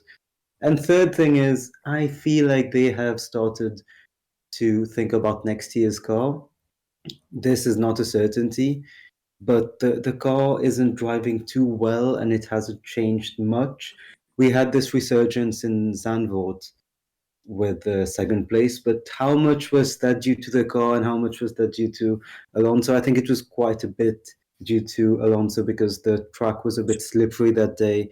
There's never a moment where you see Alonso's skills shine more than when the track is slippery. You saw that even this race, I think, in FP1 and in quali, the track had just been resurfaced, and so the track was slippery and wasn't super comfortable, and he was really fast. As soon as the track got the grip during the race, Aston wasn't that fast. Alonso was making mistakes because then you have an equal field. So that's what I think about Aston. I'm sure that Karen Beater think many other things, Why, but yeah. why does every car that he drives eventually end up with the same handling characteristic? It's so weird. Lance Stroll has been complaining that the car now understeers massively on corner entry and has snap oversteer. Did you guys read this recently? Yes. That Lance has Yeah. complained that the car's handling has shifted.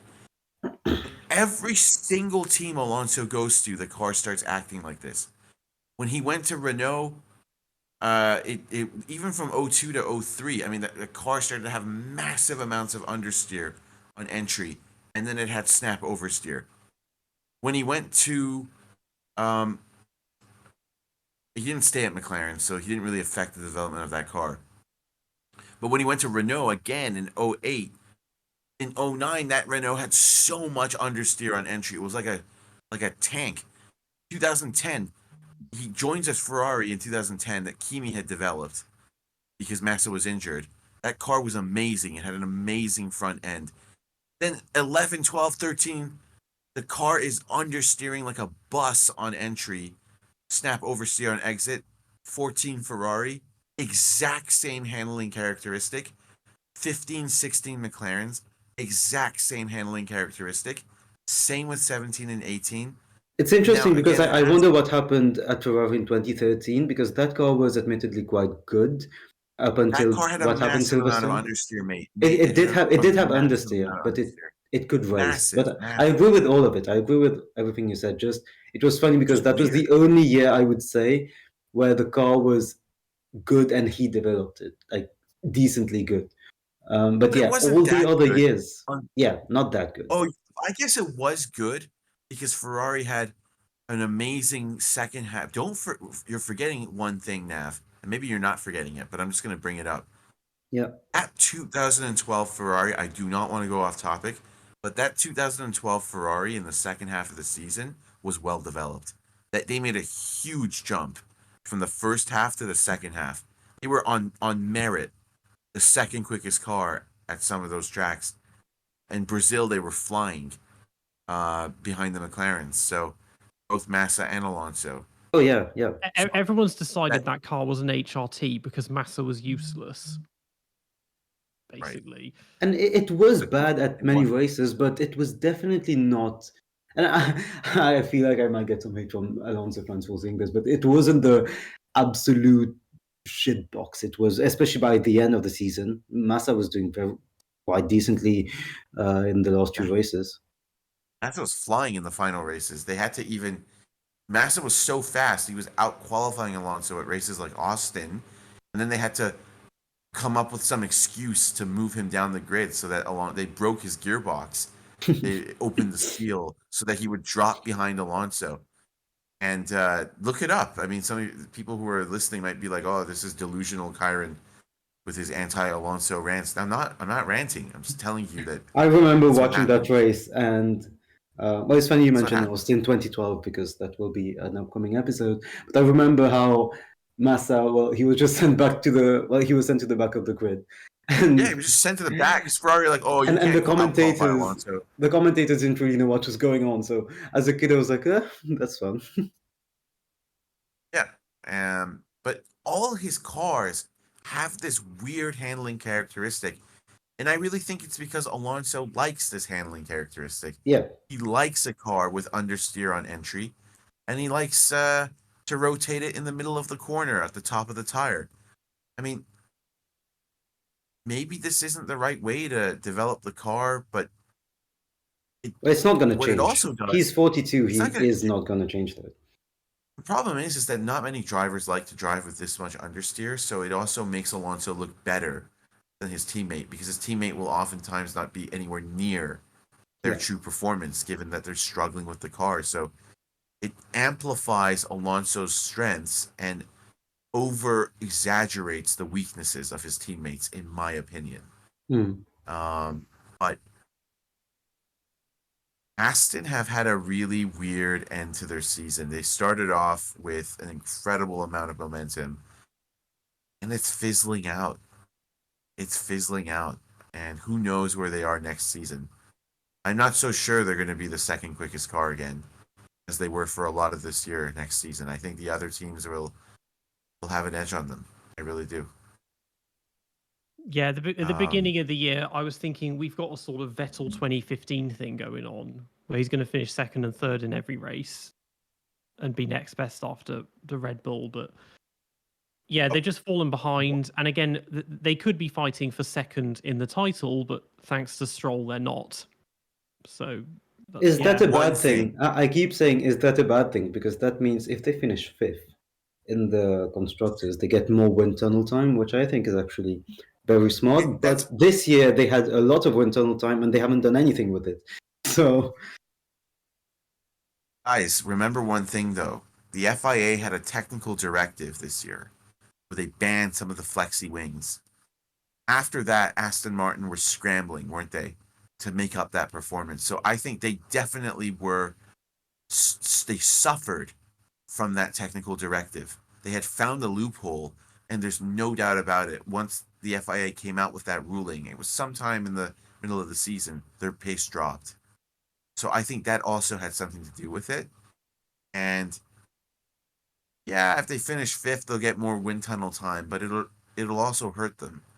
Because I think they expected to be on pole at a few races, given their early season form and the fact that they had Fernando Alonso in their car. So they thought, oh, maybe we can win a race like Lotus did in 2012 and 13. But they haven't. well, it definitely looked like they would. I agree with you because at the start of the season, especially at the end of the Miami Grand Prix, I remember thinking this could be an extremely boring season because the Red Bulls were 1 and 2. Alonso was third yet again. And then after Alonso, it was just teammates, one after the other. Obviously, we didn't get that. McLaren improved, Aston Martin regressed. But the flexi wings issue is a very real one. I don't think many people are talking about it.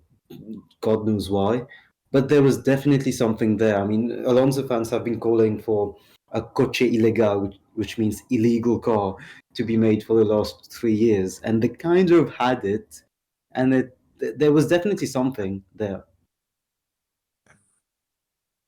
Yes, I'm sure the Oviedo Fernando Alonso fan club based in Oviedo is probably begging Dan Fallows to cheat in any way he can. But that's all Alonso needs, doesn't he? Given his reputation, that's the last thing he needs. That they find out that the car he's been competing with has been illegal. Just another scandal to add to the list. Look, he's destroyed Lance Stroll. I don't think Alonso is the only thing that's wrong with that team. I think that for sure. I think the team is quite inexperienced as well. I think the engineers they've got, well, they're good, but they haven't worked together. So in any company, you just put people who haven't worked together suddenly working on a car. I'm not sure that's going to go well from the onset. Yeah, and Fernando's doing his best. You can see he's trying. I don't think he always has the right approach, but Well, he's kind of the only one the guy, trying in that team. So yeah, and he that adds. definitely has shown some. The thing about him is that he's 42, and he's. Did you see the way he got by Leclerc in this race? Did you see that? I mean, this guy is still driving with the energy of a 26-year-old. That overtake was underrated. I hate that word, That was but unreal. That was a great they overtake. showed it for 5 seconds, and the commentators, because they were so, I'm sorry, but Crofty and Martin in this race was so bent on the British drivers for some reason. They just said, "Oh yeah, Alonso going back past Leclerc," and then that was the sentence. That was a move down the inside of a corner that should not be an overtaking opportunity at all. Yeah, So. no, it was my favorite move of the race. Hmm. Can't believe I just said that. But They he drove well. There seems to be this assumption that once you hit about 42, I think mostly because of Schumacher and Raikkonen, that you should retire because they're too old. And it's like Alonso's driving fine, and then Scott Dixon in IndyCar is what 50 or nearly 50, and he's still winning races all the time. Like, I think they can. You know what's crazy? You're so right, Peter. But you know what's and by the way, the shell life of the drivers has been extended because of fitness and nutrition. I don't even think Michael and Kimi were that bad at 42. Like, were Michael and Kimi two of the worst drivers in the race at 42 years old? Michael Schumacher had just matched Nico Rosberg in qualifying. Kimi had just beaten Giovinazzi. None of these drivers were bad at 42. It's just that we have this thing where, like, we seem to criticize older drivers more quickly than younger drivers because we think that they must be making a mistake because they're old and they're past it. Well, Yeah, no, I mean, maybe they just made a mistake. I mean, people pointed at like Austria for Kimi with Vettel, and then in Schumacher there was Singapore and Spain, and saying Yeah. that that's just his reflexes are going. Like when they say that, and I'm like, he's not like 80 years old where he's driving the wrong way on the motorway or something. Like it's still 42 is still young. Yeah. Like it's not. I don't. Yeah, I think they can carry on. I mean, they're starting earlier now as well, so people are going to have like immensely long careers though. I mean, like Graham Hill, like 17 years he had in F1. I mean, there were far fewer races, so he has only about 115 starts, but then he was doing loads of other stuff on the side, like, and the drivers on average were much You older back see a then. few differences. You see, I guess, a few lapses of focus every now and then, maybe, but it's nothing like, yeah, what you said. It's nothing like, oh, they're suddenly driving down the wrong way, or they crash in the pit lane and they don't stop on time. For example, for me, one of the hardest things in F1 is just pit stops. You would know if a driver has lost focus if they can't even brake where they should, and obviously all of them can do that. Some people blamed Lewis's age yesterday for his move because he wouldn't have done that before. No, He's 38. Like he's not old. I mean, well, it's Alonso did make a big mistake in this race, but yes, in yeah. the general scheme of things, there's nothing that suggests either Hamilton or Alonso are anything but two of the three best drivers in Formula One. I mean, Alonso had a bad race, but he was still better than Leclerc. Debatable because he made a bigger mistake, but he wasn't slow and he was better than his teammate. So Well, he made two mistakes. yeah, He was chasing Piastri. He made another one, but that was a you're right. minor one. Exactly. So Yeah. this was actually probably one of his weaker races, but Still good. net, Yeah. still good, right? So, Well, while Aston Martin was struggling, McLaren, second question, are they truly the second best car now? I think that we can say that. 2 races in a row where they've had both of their young drivers on the podium, and just the car seems to handle well. I don't know how much you've been watching the onboards, but the car just looks nice to drive. yeah, McLaren have a rocket ship right now, and I actually think if Max Verstappen was in a McLaren, he may have fought. I think McLaren could potentially have fought for the win of this race. I really believe that. I think the commentator said something similar. That car wasn't that far off in the final stint from Red Bull. So it's interesting how they've done this. They really have made, in my opinion, the biggest turnaround that I remember in modern history in Formula One, from being last at Bahrain to literally potentially having the quickest car or second quickest car in Qatar. And I remember Incredible. mentioning it in the first episode.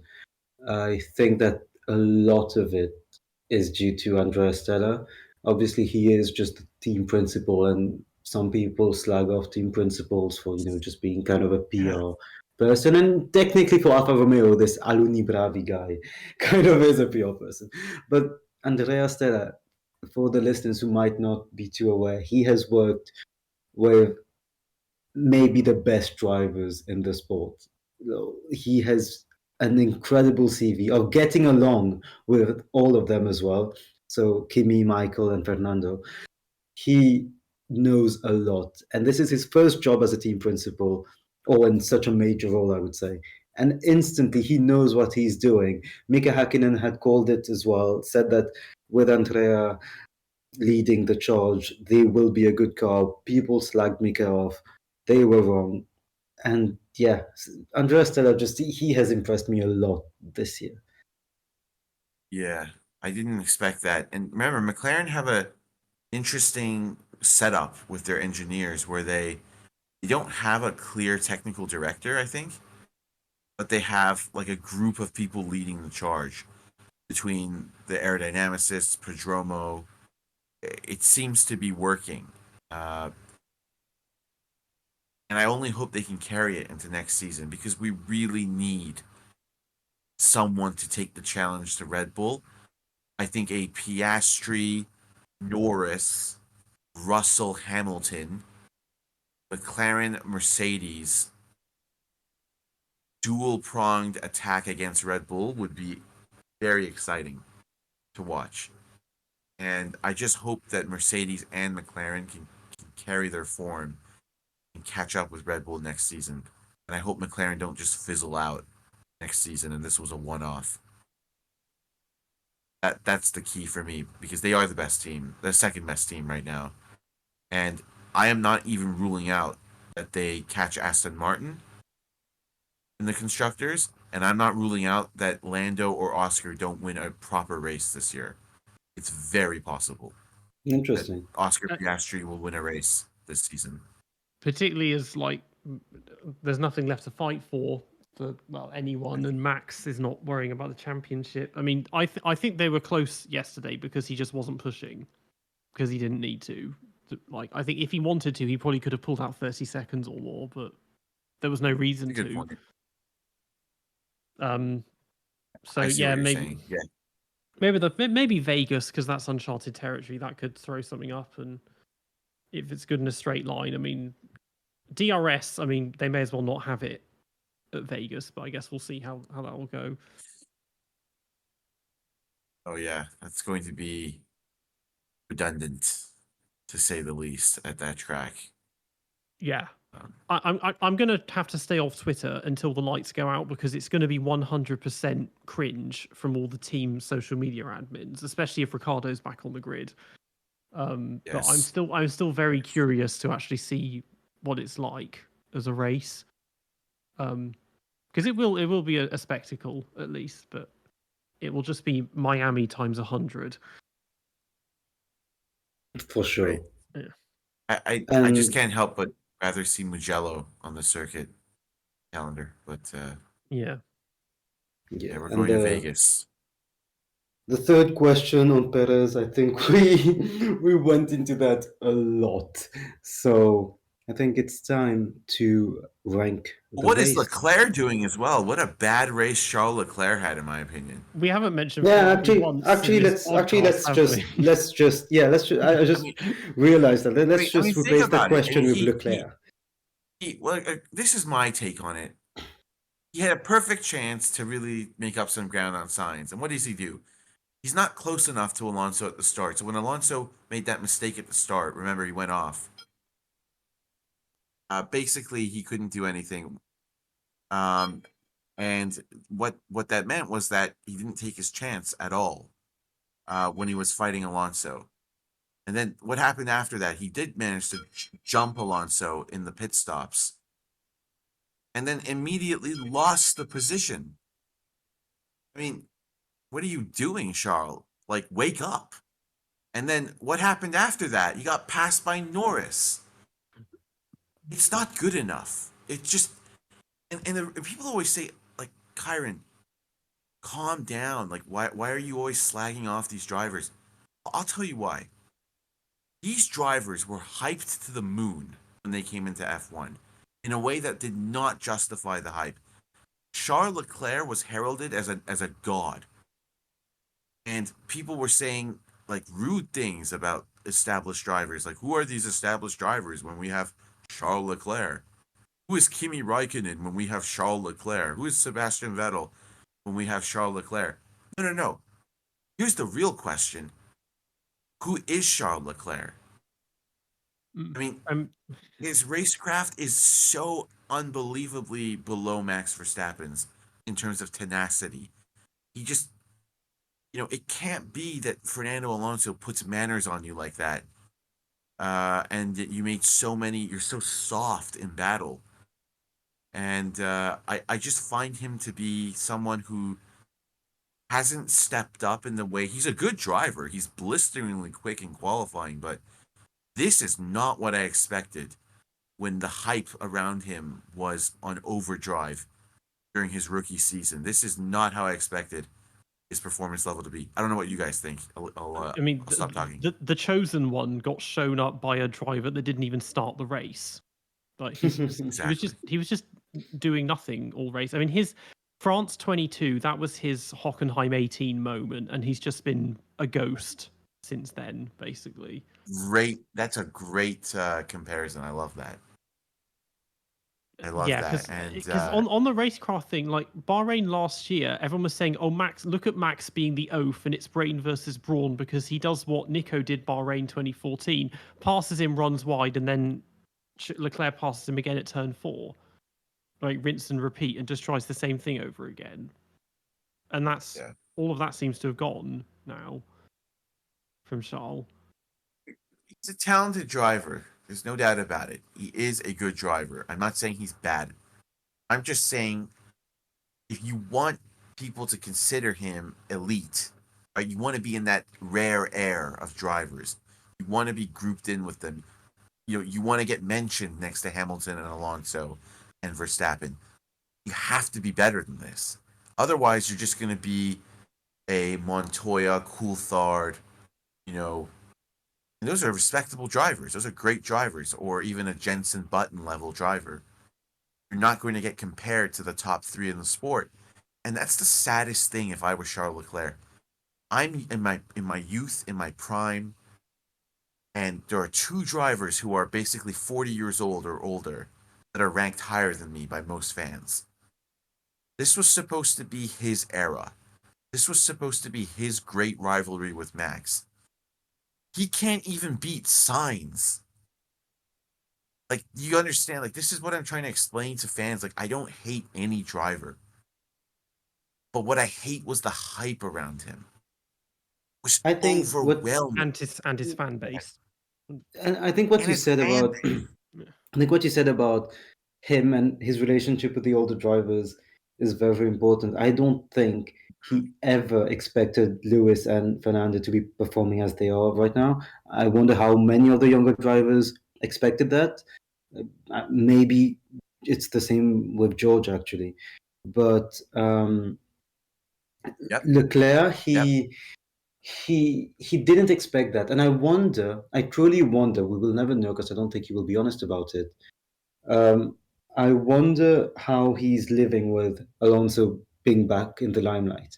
Because last year, a lot of people had put Leclerc in their top 3 drivers of the season. Not too sure why, but they had put him there, and it looked like he would stay there because Lewis didn't have a good season. We learned later that it was because he was testing parts for Mercedes, and Alonso.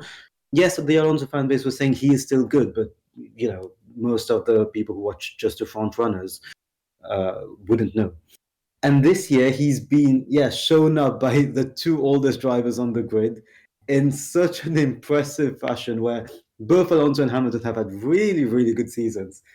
And that point you said on him being beaten by Carlos, I really like Carlos as a driver, as a person. He's a good driver, good person. I like him, but there was never meant to be any competition between Charles and Carlos. I think as much as Ferrari said, yeah, we're not sure who's going to be our number one, it was certain for me that Charles would be the number one, il predestinato. And where is the predestinato? I'm not seeing that at the moment, and he. I wonder if he'll turn it around next year, but it's just not certain. He has disappointed me, that's for sure. I really thought Leclerc Verstappen was going to be the next big thing in F1. I think the moment has gone, because he's he's wasting his time driving for Ferrari, but also we're in the next phase of Max dominating and basically putting everyone else's chances of success in suspended animation, which happened with Hamilton, it happened with Vettel, it happened with Schumacher. And even Max, he was late to the party because of Lewis, but now you can write off the next 2 seasons after this, and then we'll see what the situation is in 2026. But he's just because he's like carrying the weight of Italy and the Tifosi on his shoulders and all of that, because he was such a golden boy for F1.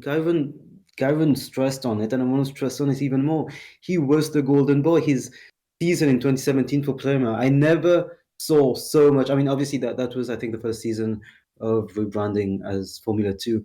I never saw so much attention being directed to a GP, to a Formula 2 season. Obviously, from my time watching Formula 1, which is since 2007, 2008, maybe Lewis back then had a lot of attention for his GP2 season as well. But his season in Formula 2, it had so much attention from F1, from the accounts, from the journalists. He was such a golden boy, and it's not transpired that way at all. We're seeing it again with Kimi Antonelli. He's the new chosen one, then he's looking at skipping Formula 3 entirely, which I think is a huge mistake.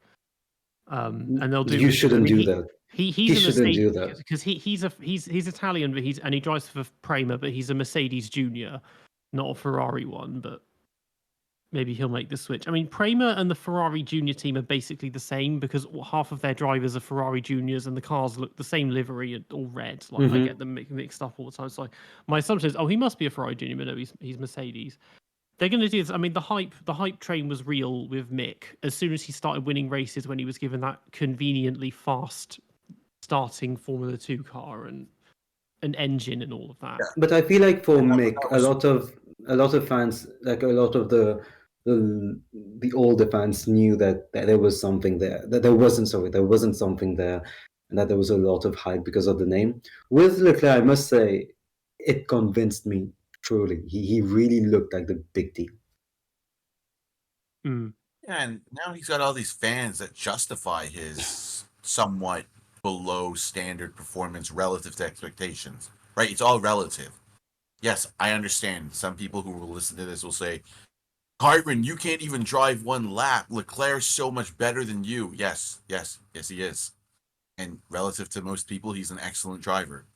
Again, relative to the elite of Formula 1, the current elite, who are Verstappen, Alonso, and Hamilton, he's underperforming. And his fans come up with the most absurd excuses time and time again, as if Charles is being tormented and locked in a room and beaten by his mechanics or something. It's absurd. And it's an emotional. I really like the point you made on the mechanics. It's ridiculous. And go ahead. Sorry, I was going to say that, but Baku and Spa was interesting this year, because maybe he woke up to the situation both with himself and with his team, because he got pole twice in Baku and then got passed at the same place on the same lap, I think, in both races.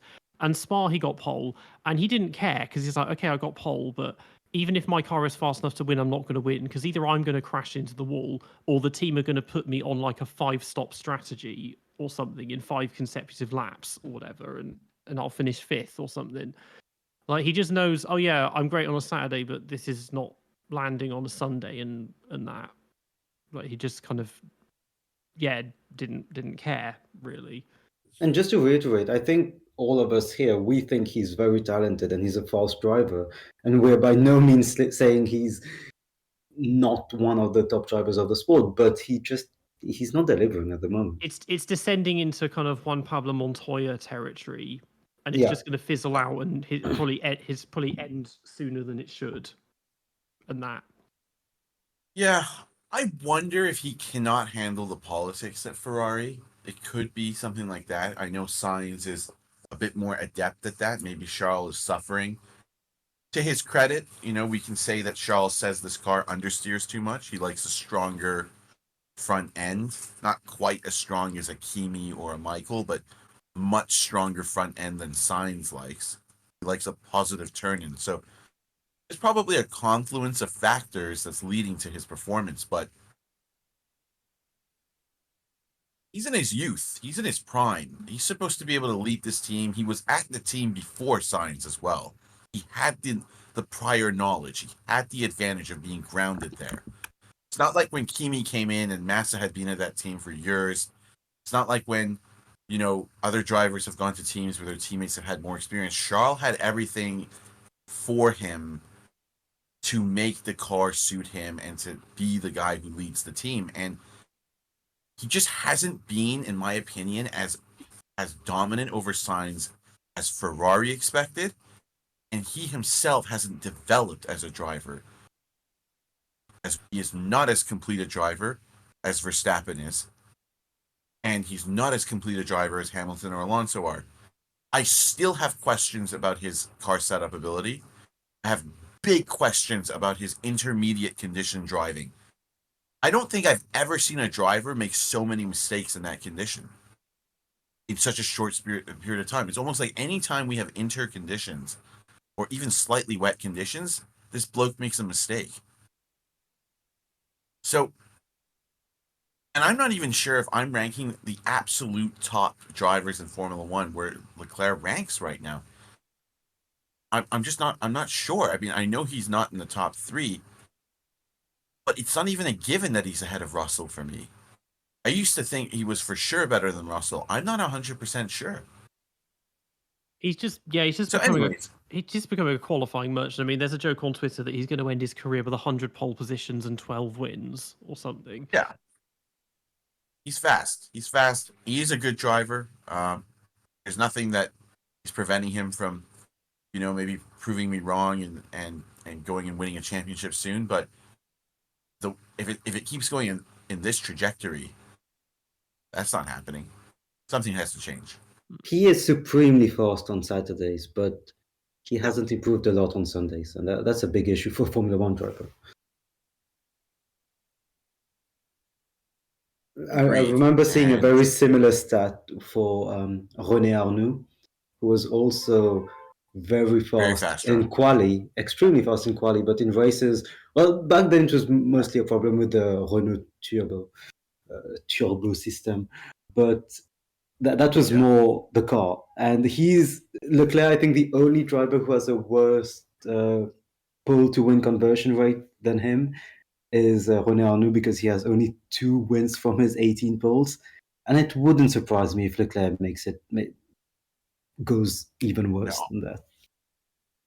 I respect Arnoux because he was thrashed by Prost the first year. And then what happened the second year? He came back at Prost. Hard. He really gave Prost a hard time that second year. So, he had Alain Prost as a teammate, and he was still winning races and getting those poles. So, yeah, and now there's Carlos Sainz, who isn't exactly Alain Prost. So. Yeah, I mean, Leclerc has never had a teammate. You could always Sebastian Vettel. I don't think Sebastian Vettel was at his best or anything like Alain Prost ever. That's just my opinion. Yeah. So, which Leclerc I fully agree. Yeah, no, some people might not, and I respect that. I just think Alain Prost would decimate Vettel in the same team. But the point is that Leclerc has not developed holistically as a driver in line with what was expected from him. And I think most F1 fans that are neutral, who were watching when he made his debut and were listening to the hype, will agree with that. And he's got to ask the question, why? Yeah. Why is that? Anyways. Yeah. So to bring this back to the race, I think it's time we do the race rankings. Oh, right. Yeah, the race. Yeah. So top 3 drivers, Leclerc now. Let me start. Gasly, Leclerc, and Perez. Let's go, mate. No, okay. Well, you just had. You can put that in your flops. Well, let me give my top 3 quick. Yeah, let me give my top 3 quick. I'll give my top 3 quickly. It won't take me long. So, Verstappen number 1, flawless drive. Number 2, in my opinion, was George Russell. He came through the field. He was incredibly fast in the final stint. Top marks even after the first quarter incident. And then third is Piastri for holding off his teammate and bringing it home. I'll stop talking. I'm gonna say, well, Max just did what he always did. So yeah, if he'd won by like a minute, maybe I'd put him in. But I'll say Piastri, Norris, and Joe as my top 3.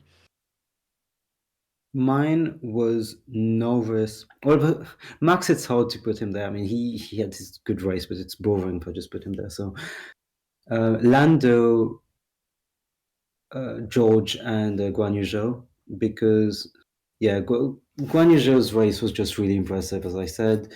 Bottas is a honorable mention, I would say. He did his job. The one thing I will say on Zhou is I saw a very funny comment, which is that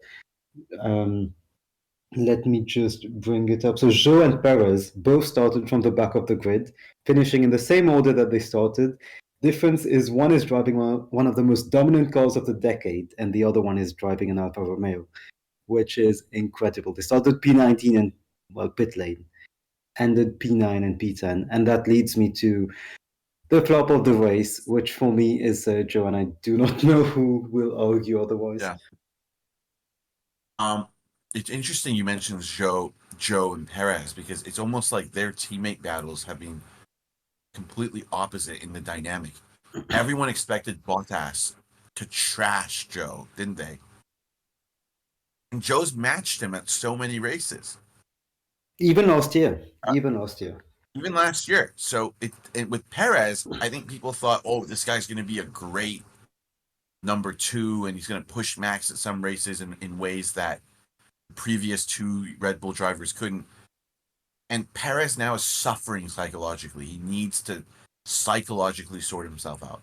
So it's just funny how things work out, and Perez is woefully underperforming. It's beyond doubt now. I guess honorable mention to Gasly. Yeah, exactly. I was going to say honorable mention to Gasly. Perez. I'm tempted to say Gasly. I don't understand why you go off the track 7 times. I know Peter said, oh, the conditions and all that, but and the track itself. But that's ridiculous. 7 warnings? I did see he had an ERS issue, but my point is, even if he had if he had an ERS issue, that's not an excuse. Make it easier and make it harder to do track limit violation. Exactly, he had an ERS issue, which is what he said in an interview as well. But he was still P8 on pace. That doesn't help that he just went off track. Exactly. Perez had 15 seconds worth of penalties, but I think Gasly Albon had 10 seconds as well. Yeah, Albon had 10 seconds. I think most people will say Perez, rightfully so, because Perez probably underperformed the most. Yeah. But Gasly's a close second. Gasly was awful because he threw away a clear point scoring position with his just totally ridiculous excursions off track. So Perez, flop of the race, Perez, closely followed by Gasly. And final thing on Gasly, if he had delivered in some of the races where obviously he got a podium and all, but if he had delivered, sprint race. But if he had delivered where he should have, he would be 10th in the standings. But we still have Lawson 10th in the standings after. Well, Peter will know the exact stats. Has he gotten 4 points in the last 6 races or something? He's got 2 points in the last 6 races, which There are you both go. at Spa. He hasn't scored since before the summer break. Yeah. So I mean, he didn't start in Singapore, but that was his own fault. As well. But yeah, there's just he's now on. He's approaching almost half the points of Piastri. Just complete. He's 1 point ahead of Gasly, only 3 points ahead of Ocon. he has a quarter of Alonso's points, which he's is going to be abysmal. He's going to be finishing 12th probably this year. I think his best. He's still joint best for himself because he's still best actually because he finished 11th in 2020 when he got 2 podiums and a pole position, and he's currently 10th. So yeah, this is still somehow his best season. Well, how would we rank the race then? From 0 to 5. 3.5, I think. 2.5. Yeah. It was very unorthodox because the sprint weekend, and then we didn't really discuss this, but they were concerned about the curbs destroying tires. They bring in an extra practice and then do mandated tire lengths. So it's definitely got essence of Indy 2005 about it. But yeah, it was better than I thought it would be. More racy. As a weekend, I would give it 4, which is very optimistic, and I know this, but as a weekend, it entertained me much more than I thought it would. If you take into account, the sprint and the race, the tires just not being reliable, I would put it 4. Give it 4. Wasn't Spa 98, was it? But at the end of the day, we had some interesting incidents. I liked the different format of sprinting in the stints that we don't usually see in modern Formula One, and I do think that overall the race was never in doubt, which brings it down to 3.5 out of 5. But not the worst race I've ever seen either, so slightly above average.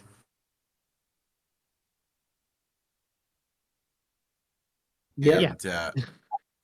That's how I look at the race. So it's just a shame that this weekend didn't have a world champion crowned in an actual race. I really think that also took a lot of the excitement out of the race. I don't know. I mean, they should really look into that, in my opinion. You shouldn't allow a sprint event to decide a championship.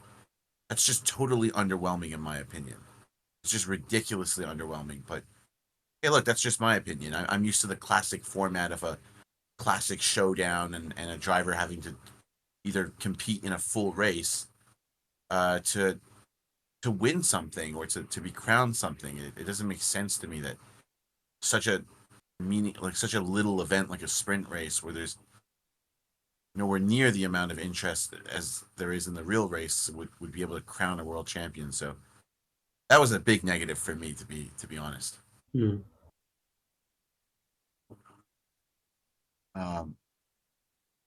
Well, I think most fans would agree with you because it just was underwhelming. And this brings us to the last part of our podcast, which is the DRS rankings, where we rate a driver, a circuit, and a car. Usually, we go into all the driver circuits and cars, but we chose recent ones for this episode, with the first driver being one that we saw at the start of the season, but who's no longer with us, Nyck De Vries. Well, he will definitely be in some YouTube video in 2030, as I like to say, with "Do you remember this guy?" He gave promise after Monza 2022 to a lot of people because he got that P9 due to Albon having to sit the race out. But I still think that Williams would have gotten a P8 with Albon or even P7 It wasn't De Vries being excellent. It was Latifi being Latifi as his teammate. And he just failed to adapt in 2023 in such a bad way. There was no progress at all. Some said he deserved more time, but if there's no progress, why do you deserve more time? I mean, Here's the thing. Go ahead, Peter. You go ahead. He's a perfect example of a driver that falls upwards, because to win Formula 2 in 2019, all he had to do was beat Latifi. And then Formula E in 2021, he wasn't the best driver. He was just the least worst, because basically anyone could have won it that year. I want to say 14 drivers could have won it at the last race. 14. Yeah, it's not like I mean, Formula E, like, if you want mindless entertainment, it's fun because it's like the demolition derby of kind of European FIA racing. But I just can't take it seriously if you try to compare it to like Formula One and that. And it's just like it feels like anyone can win it, and he did. But then because of that, and then he beat Latifi really well on his one race back, and it's like, oh, this is going to be great. And then he just did absolutely nothing all year. Like, I wasn't even seeing him in interviews this year. Like, the only time I saw him on track ever was when he crashed in Baku. And otherwise, he just was just invisible. And the last thing I want to say on De Vries is there was so much attention from the fans, which so many fans quietly backtracked on it. But so much, a big part of the fan base, I'm not sure which one it was, maybe the younger fans, maybe the older fans who felt bad for Formula 2 winner not having a seat, champion not having a seat. But there were so many calls from 2020, I remember, asking for De Vries to be on the grid because he was a Formula 2 champion first, then because he was a Formula E champion. And I kept reading those comments, thinking, did you see the grids in which he won and also the way in which he won? 2019 F2, any FIDE series enthusiast will say that might be the weakest Formula 2 grid ever if we just stick to the Formula 2 name. And Formula E, yeah, Peter mentioned it. There was so much propaganda asking for him to be on the grid when he had nothing really to show for it. Here's the thing, guys. He set a high standard for himself. And what do I mean by that? Well, this is what I mean. This guy beat Latifi. So already people didn't factor in, as you both mentioned, that Latifi was quite average, unfortunately. So already he was a bit flattered. But then because he was 27 or 28, much older than your typical rookie, Marco expected him to come in and hit the ground running right away. You see, he wasn't a true rookie in Marco's eyes. He expected this to be a driver who would come in and perform like a third or fourth year F1 driver. That's what Marco was expecting. He says, you have all this prior experience, you have other competitions that you've done. You're coming in here to lead the team and not go through the rookie process. And unfortunately, De Vries was very much a rookie. He looked like a 19-year-old, not a 28-year-old. He was older that than was 12. His issue. He was older than 12 other drivers. Right. This year. Yeah. And that worked against him because then Marco was saying, why don't I just put someone 10 years younger than you who has more upside potential when you're running into things like a rookie? You don't even look like you're F1 ready. So it did show that Williams was massively quick that weekend at Monza, and that, Nyck needed time. He wasn't able to come in and act like a veteran, which is difficult to do. I mean, if you've never raced in Formula One before, and perhaps he just wasn't as good as everybody thought either. So where do I rank him in this list? He's a C driver for me. And that's being generous because actually he drove like a D driver, but I think his real level is around the bottom end of a C tier. So I put him in the C tier. Yeah, that's very nice of you because I know that's very nice of you. Yeah, that's very nice of you because I would put him as a solid D driver.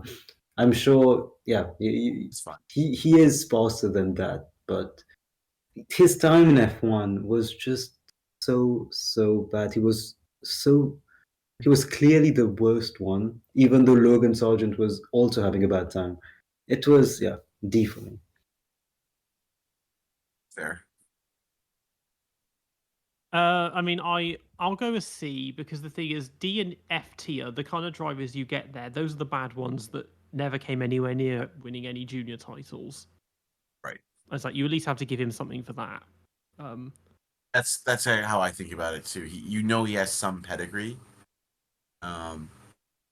Yeah, that's a different way of seeing it. I see why. Yeah. But he didn't drive like that though, did he, Peter? I mean, he, as Nav said, he really did drive poorly. You wouldn't have been able to tell that he was a champion in the junior formulas with the way he drove. So it's almost like we're giving him benefit of the doubt, which is what I did.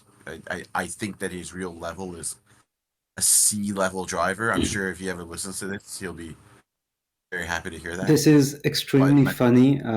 You're gonna love this. So I ended up just checking social media as I do. Fernando Alonso's karting team is world champion again, but I was just scrolling through the Wikipedia page quickly. Nyck De Vries, karting world champion in 2010 and 2011. He's one of the two drivers in the last 20 years, karting world champions in the last 2 decades to have made it to Formula One, the other one being Lando Norris. So another thing you can add to his CV is that he's a double karting world champion, which is very rare and impressive. And you just wonder, why was he just spinning everywhere in It took Formula him. One? Like he entered single seaters in 2012, and it took him 11 years to get a full-time seat in Formula One. That's almost unheard of these days, and it took Max 1 year. The talent pool in Grand Prix racing is not what it was. And if it really was at its best, he wouldn't have even gotten to drive. So it does point, in my opinion, to the just lack of talent in the pipeline. I mean, why else would you give a 28-year-old who has never really been anything that special a full-time seat? He was very Because lucky nobody else. with there being a huge gap in the Red Bull Academy just for this generation. Because one more year, Liam Lawson would have been there, and he just got so lucky with the timing. I think, at least. There. Well, moving to the circuit, we are rating Qatar, which we slagged off a lot during the podcast today. Not much to add on what we already said. It's between C and D for me, and I'm open to being convinced by you two. So here's the thing: the track limits issue needs to be resolved. But this is my opinion, and I like fast flowing circuits. This is actually my favorite quote unquote Middle Eastern track, West Asian track, whatever you want to call it.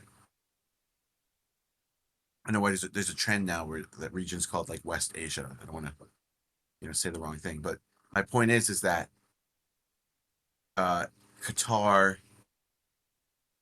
not exactly a motorsport hub as far as I know. Maybe you guys know better than I do. A bit artificial. I don't think the fans are exactly the rowdiest or the most passionate there. But I can't help but like that circuit because it's fast and flowing and it's exciting to watch onboards on there. And it just, there's a fast feeling to that track that Bahrain and the other one, Abu Dhabi, don't have. Azerbaijan doesn't have. Turkey was good. It was in the Middle East. Turkey was good, but it's no longer on the calendar. So I don't mind the track apart from the fact that the runoffs are absolutely ridiculous, how open they are. So I'm going to be extremely generous, and I'm going to put this in the B tier. I really mean that. Because this track is actually somewhat exciting, in my opinion, to watch a car race on an onboard. Is it Spa? Is it Suzuka? Is it Monaco? Is it Mugello? Those kind of tracks? Absolutely not. Not even close. But there's still a little bit of thrill watching the drivers just like flick the car through those fast corners. I like it. I just hope they can fix and make the off-track portions more punishing for the drivers, and fix this track limits issue. It's ridiculous. It's I think a lot of the flowing nature is because it was originally designed with motorbikes in mind. Yep. And obviously MotoGP have been going there for years and it works really well for them.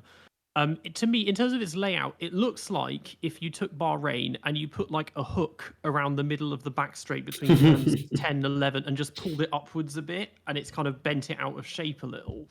And they're even the same orientation because the main straight is south to north, both circuits. So they're kind of, It's Right. the same. It's the same like Estoril and Catalunya have the same basic design, but Estoril looks like it's been chewed slightly, or something.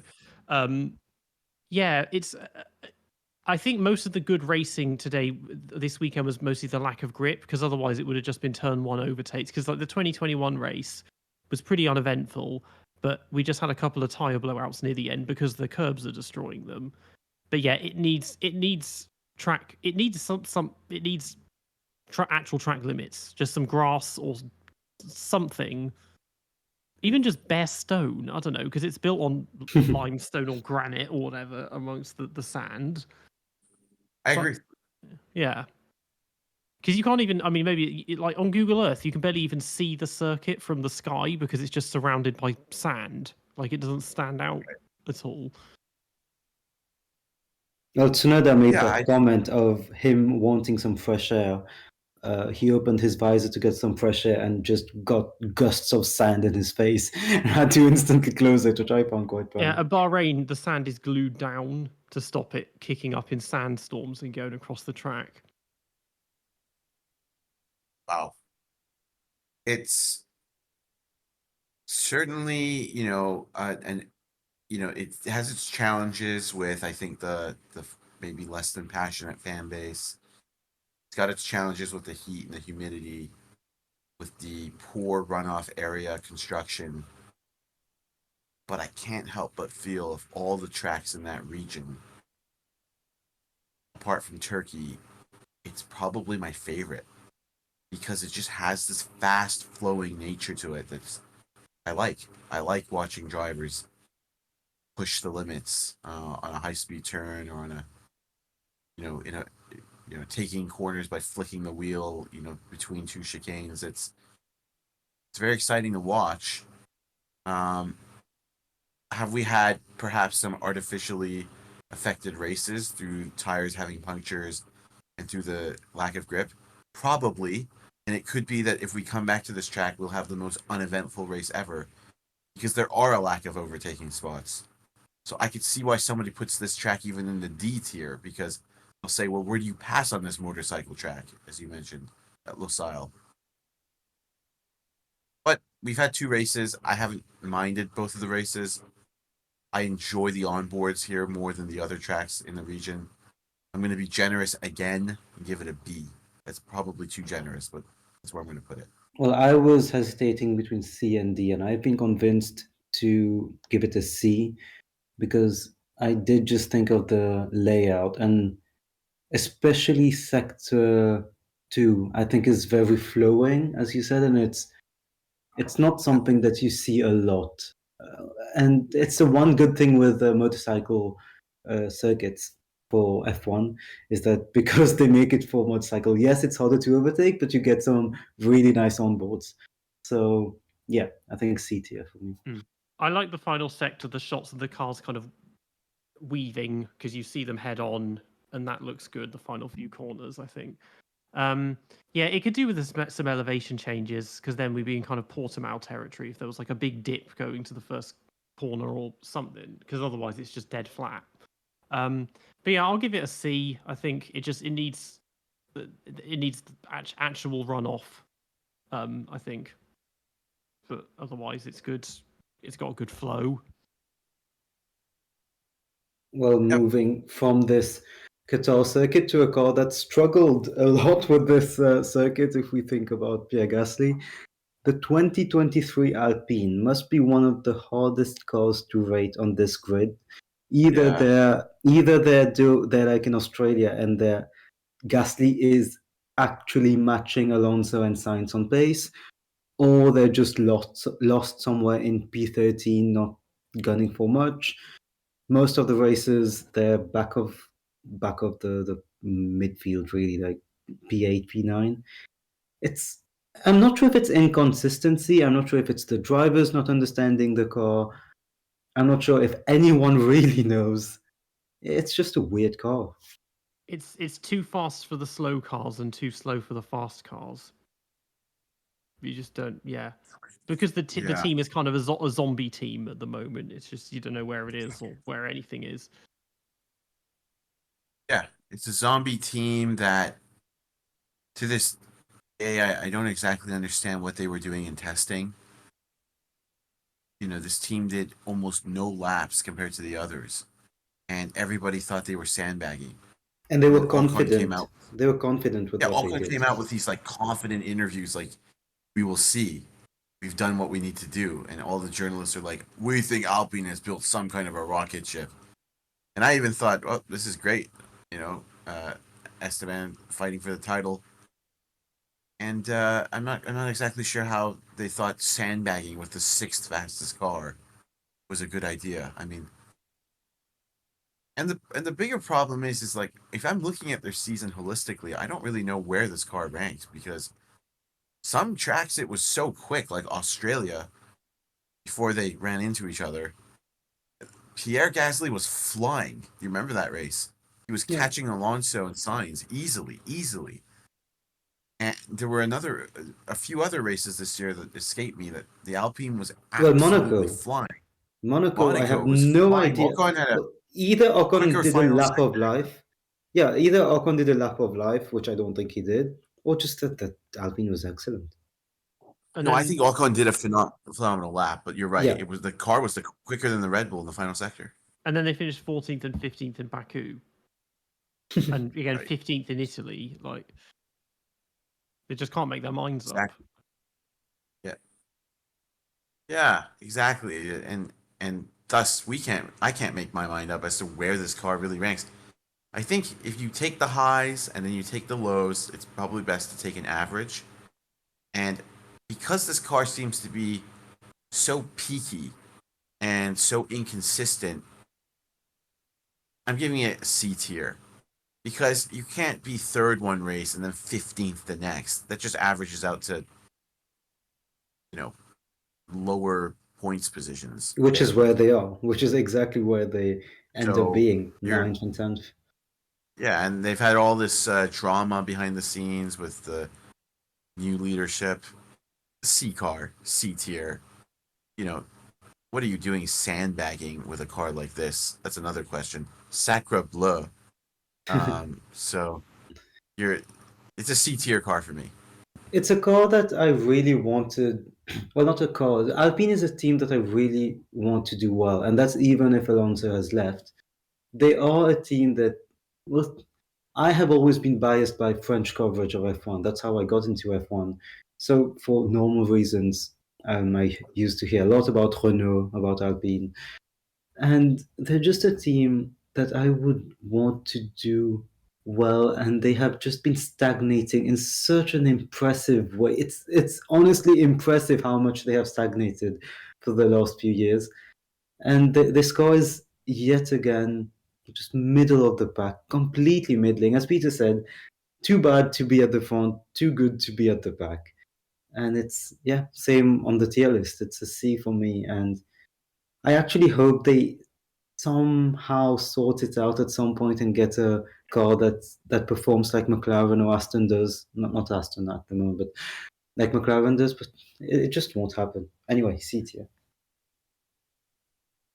Yeah, I think for me, I think a C. I'd give it a B if it was more consistent, because you'd at least think, oh well, it's meeting its standards. But because it keeps not delivering when it should, yeah, I'll give it a C. This is a team that has big expectations for next year. They're under a lot of pressure. The boss has given some passionate speeches. I am very curious to see how Alpine bounce back from this season, because if they don't, who knows what the future of this team looks like. They are very angry at Alpine that they have been humiliated in contract negotiations by Alonso and by Piastri. And not only that, both of those drivers are at cars that are quicker than them. They cannot be happy. They were faster than both McLaren and Alpine last year. Sorry, McLaren and Aston last year. And now they're slower than both of them, and they're in disarray in management. I mean, you remember Next how year they is- said? You remember how they said Renault focused on their engine to be very fast, not reliable, but at least it's going to be fast. Well, that hasn't happened. So They obviously weren't focusing, so yeah, something didn't go right in that process, because not only is the engine not so good, like the car is just so inconsistent. You know, you guys mentioned third one race, 15th the next. I mean, what's going on? No, really, what's going on? Like, what kind of performance is this? This is comical. And the drivers need to stop crashing into each other as well. I mean, like in Australia, it's totally ridiculous. So this is a write-off season. They won't do much, but then next year, I really expect Alpine to step it up, because if they don't, I would actually fear for their future in Formula 1. So that's how I look at it. Yeah, so with that, I think that brings us to the end of this episode. That was quite a spirited discussion this time. We've been going nearly 3 hours in the end. yeah. Well, there were lots of talking points, and Well, yes, many thanks to Sergio Perez, Lance Stroll, Charles Leclerc, Pierre Gasly for giving us lots of content. I mean, thank them for their adventures, and always fun to dive in a little deeper. yeah, looking forward to the next episode, which will be the preview for the American race of Austin. But yeah, where we shall discuss a as of yet undisclosed historic race from the land of the free and the home of the brave. So thank you to everyone for tuning in, and we hope you tune in again for the next episode. Thanks And again. thank you to the live audience as well. Thank you. Yes. Yeah. Bye, guys.